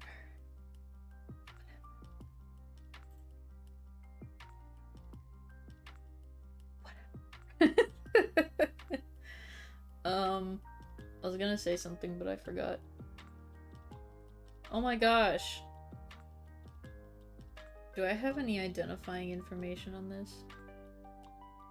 No, but I will be totally embarrassed by my random clean of the day, so never mind. But, maybe one day I can show you guys. I built a gamified habit tracker on Notion, and so I have a level 2 red panda that is getting experience points when I do things, and he makes me happy.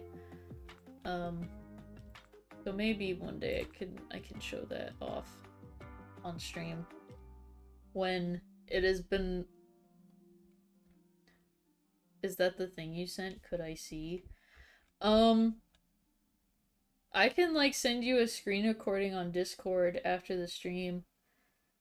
It's fun. Also, we need to arrange. Yeah, I can show you on Discord. I can take a little screen recording. Also, we need to plan our next rating session. Because I said I can't do today, but then we never looked at other days.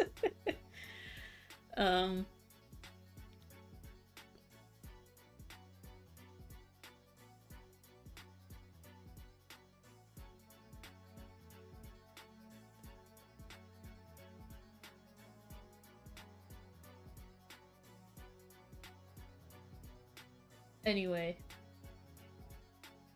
I'm probably gonna sign off because I need to go do dishes and get ready for bed and try out my new cream for my weird... I think she said it's some sort of eczema. Crap. So...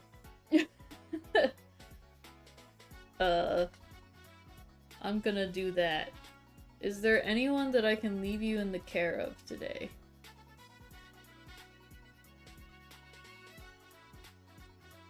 Do you guys want to see an artist? I've been doing DR and the occasional one-shot, so it'll be Spencer time. That's ridiculous. Well, then I can just not raid tonight. If you guys don't want to go see anyone. Because I could send you over to Surge. Surge Strikes. We've raided her once. And she's pretty cool. Which one do you think you'd work on? For what? For the writing call?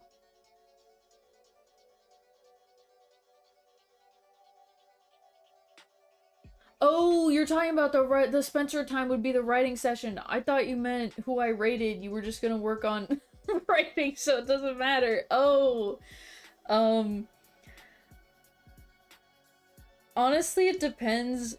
Cause I'm in the stretch of ER now where it's just like, this is all I want to work on. Like, I have not once thought about the other projects that I have on the table for this month. So, it would probably be more time for me to write ER, cause this is the stretch where I lock in. You know, this happened last time. This happened the exact same time last draft. The exact same spot in the plot. I got locked in until the very end.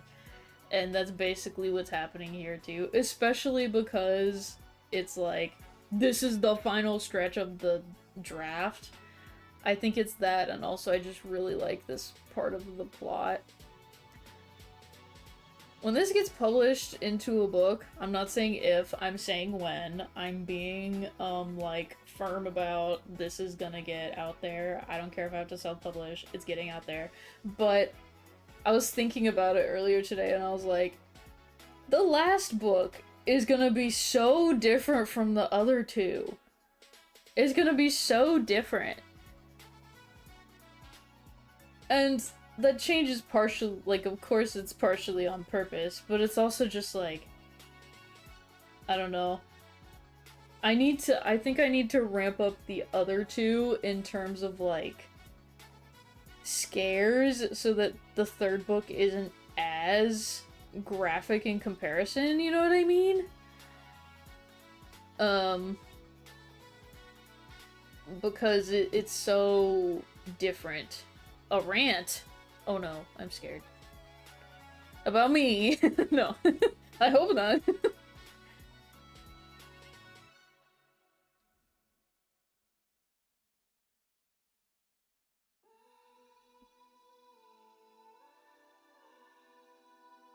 Oh, excuse me. I'm so sorry.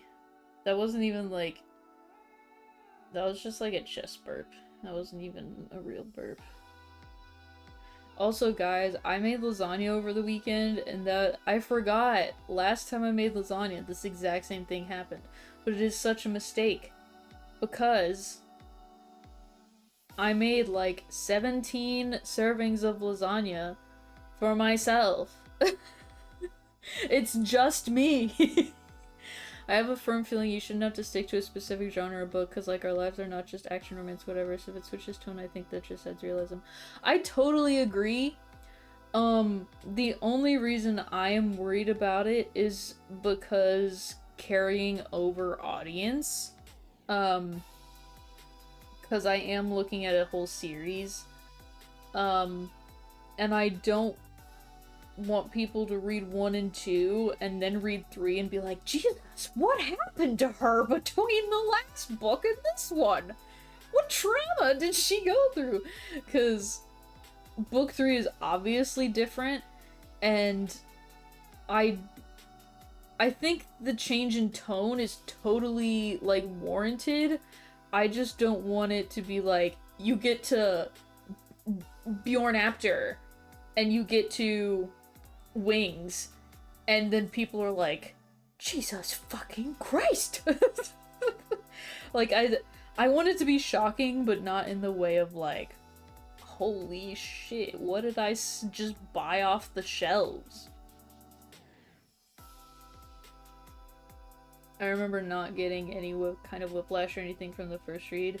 That does help, but also I think you were expecting it at the same time. And this draft is not worse in terms of like, oh, this quality is bad. It's worse in, you know, the way I mean, I think. I didn't have any warning about those, though. You didn't? I thought you did have some. I guess one of them I wasn't even planning on doing, so you're right. You didn't have, for the first one, I don't think you had any warning. Because I think book 3, especially this time, sets it up really well, but then... And maybe it didn't do as well in the first draft, so it might be even better, honestly. And I am forgetting that this is the second part of that, and it's not just happening out of nowhere. Like, this has been... It took me 15 chapters to do this, so I do need to be kinder on myself. This is 15 chapters in. I only knew about the main one. I did not know about the other two, had no warning. The only warning I got was the main one, and you didn't give it to me. That's fair, yeah. That was like, holy crap! What? That's fair. Cause yeah, I guess I told you like what happens at the ending, but not how he got there.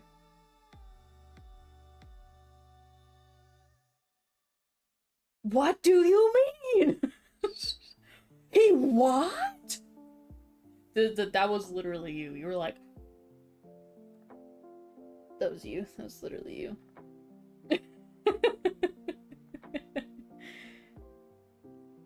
That does help. And it does help to put it in perspective of, it has taken me like 2 months to write to this point. It's not just like, oh, it just happens. And stuff has been happening for the whole 15 chapters. So, I am excited to go back to book 1 and make it more intense. Because it's not intense enough on the horror in book 1. Cameras and audio in your room. Apparently I just shared footage of me. Oh yeah. That was you. That wasn't me. I wasn't here. I stepped out for a second. Crazy. That wasn't me. Do not. That was not me. Do not say that was me. I meant to ask, are you doing the sequel or the first book? For my break, I'm trying to figure it out. Because I think the first book of the sequel would be fun to do. But also, I'm just thinking about how long it took me to write the first draft of the first part of ER. And I'm like, I don't know if I want to be away that long. I am gonna work on the Clance one-shot. For those who like Clance, I will be working on the Clance one-shot in my break, and I'm going to finish that and post it in my break. But I feel like for the rest of my break, I want something that's easier for me to step away from. Or maybe what I could do, because I feel like the first part of the sequel isn't going to be more than 20 chapters. So maybe if I just even do half of that, and I can be working on that while I comment, because commenting is going to take me for fucking ever. It's 50-something chapters. It's going to take me like 50-something days to comment through. So I feel like I have more time than I think I do, because I'm not gonna start book 1 while I'm still commenting on book 1. So...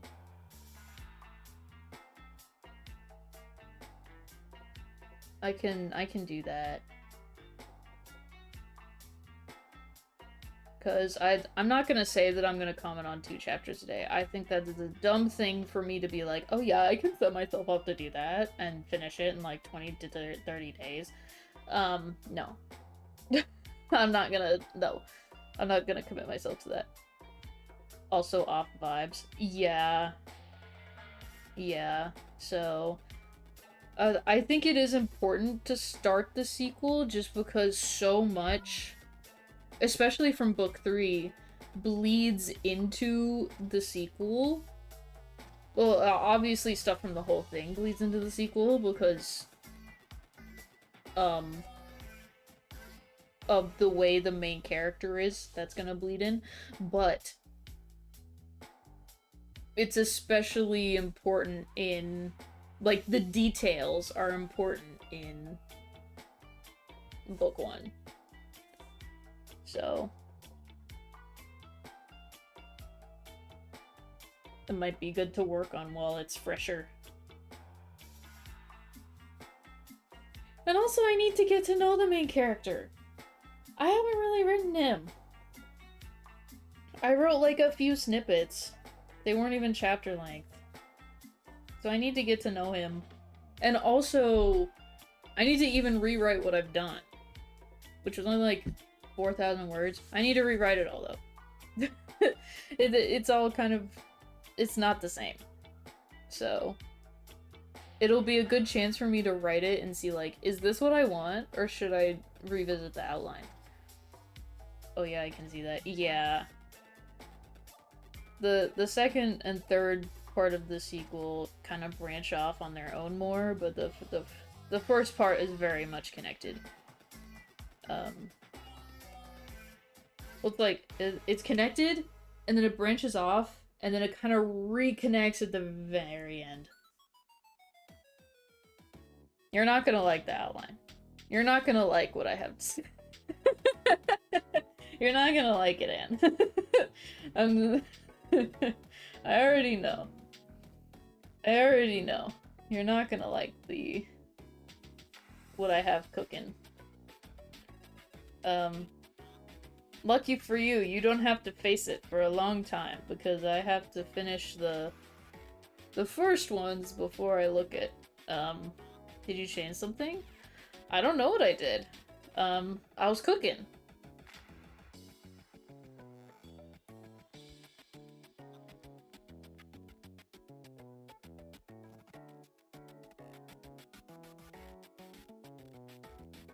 It might change by the time I get there. Because I did plot it a certain way, and I was like, this doesn't make sense, how would this work? I didn't ask what you changed it to, just if it changed. I was cooking.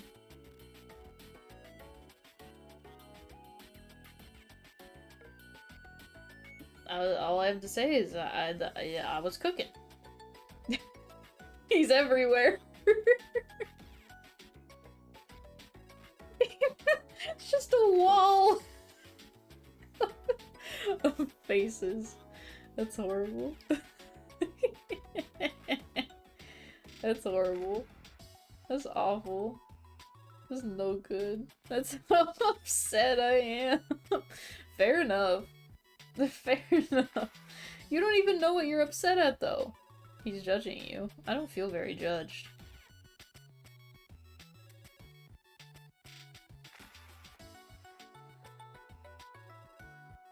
We have no dropped frames tonight. That's awesome.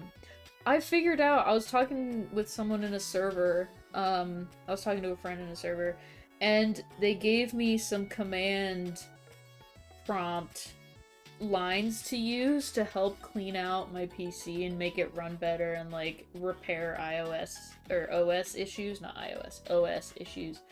And it has been running so much better. I rendered a video, and usually it was at, like, it could render, like, 200 frames a second or something like that.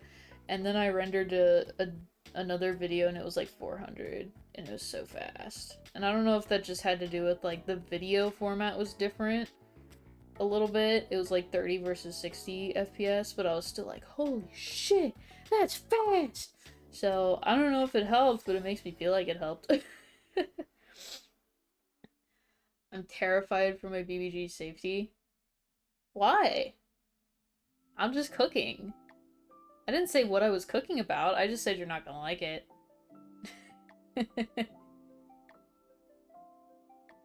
Oh my gosh. Thanks, Nightbot. You can support me on Ko-Fi. I'm almost done with my next commission listing idea. I have to finish the shading on the test piece, and then I have to make the actual images that I'm gonna put in the listing and on social media to talk pricing. But grabbing him by the ear and putting him in a padded room somewhere. He doesn't have ears. We're talking about deer. He doesn't have ears.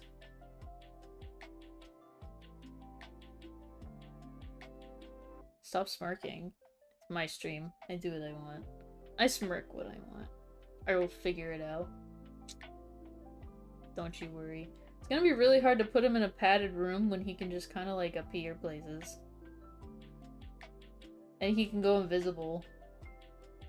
So you're gonna walk into hand him food and he's just gonna be like, see ya. See ya, man.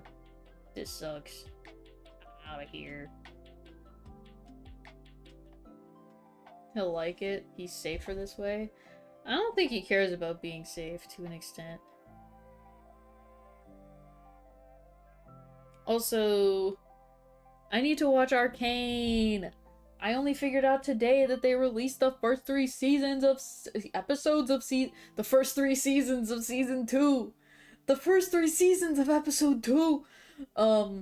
That they released the first 3 episodes of season 2. So I'm gonna watch that this weekend. I have a question. Okay. That's probably my last question, then I gotta go. It's okay, Vel, you got there. I did. It took me a minute, but I did get there. I arrived at my destination. I appeared on the train terminal. I arrived. Does he have a heartbeat, or do they not?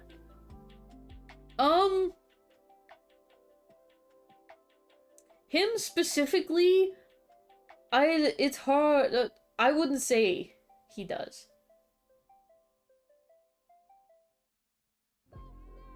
Your other favorite, yes. But the others I wouldn't. Or him's the deer, I would not say so. Cause he follows different rules. He is a different origin, different reasoning, different kind of thing he does. He's just different.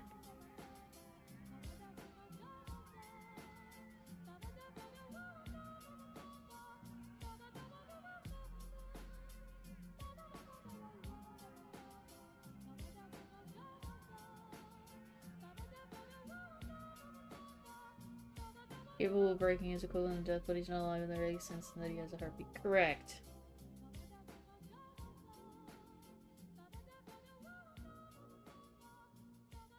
Obviously, the sequel is gonna have more on how his rules work. Because it's dealing with the incident! No. But yes.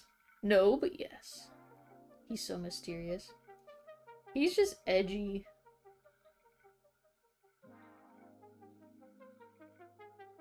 The incident! I have the TM. I'm not TMing it. I'm just saying there was an incident. An incident! What about an incident? Because I have one of many incidences.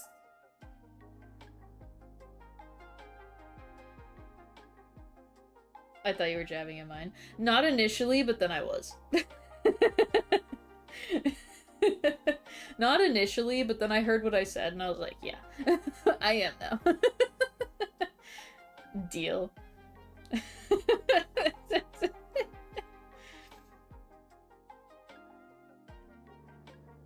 jeez.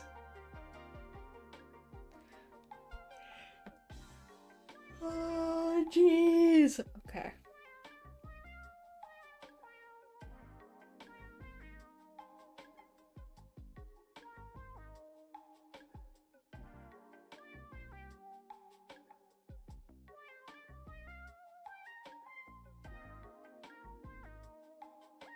Remember, guys, do not. I'm gonna go do dishes and stuff. I will probably not raid anyone tonight just because I am a tad lazy, and also I don't I don't want to deal with it. So, but ooh, excuse me. The cheese on the lasagna is getting to me a little bit, I think. But thank you for hanging out. I had a fun time with a weird game. But I'm glad to have played it and gotten it off my list of stuff to play. Hopefully I will be back on Saturday. Or this weekend in general. But I'm not going to promise anything because I'm a hooligan. So, we'll see what happens. I don't know what we will do on the weekends, but we will be here. Doing stuff and things. And trying not to think about the world at the moment. So, if you're new in live or if you're watching the VOD, there's a Discord server where you can hang out with me and Emo Koala and also Ink. Who are not in chat today, but they sometimes are. And they sometimes stream. And they're fun people. There it is! Anne called it into existence. Join the Discord server. Anne's being a good mod. And otherwise, that's all my marketing, I guess. I have commissions. I have commission slots. I am gonna work on the shop item this month. I've just been slow on starting it because I want to do like a process video thingy. But I need to I need to film it. But whenever I think to do it, I'm at work and I can't film at work, so. So, that might be a thing for this weekend outside of stream. Anyway, no one cares. I'm rambling. I'm gonna go do dishes. Thank you guys for hanging out. I will see you another day. Another place. Another blah blah blah blah. Or in the server. Goodbye. Goodbye. Goodbye. Goodbye.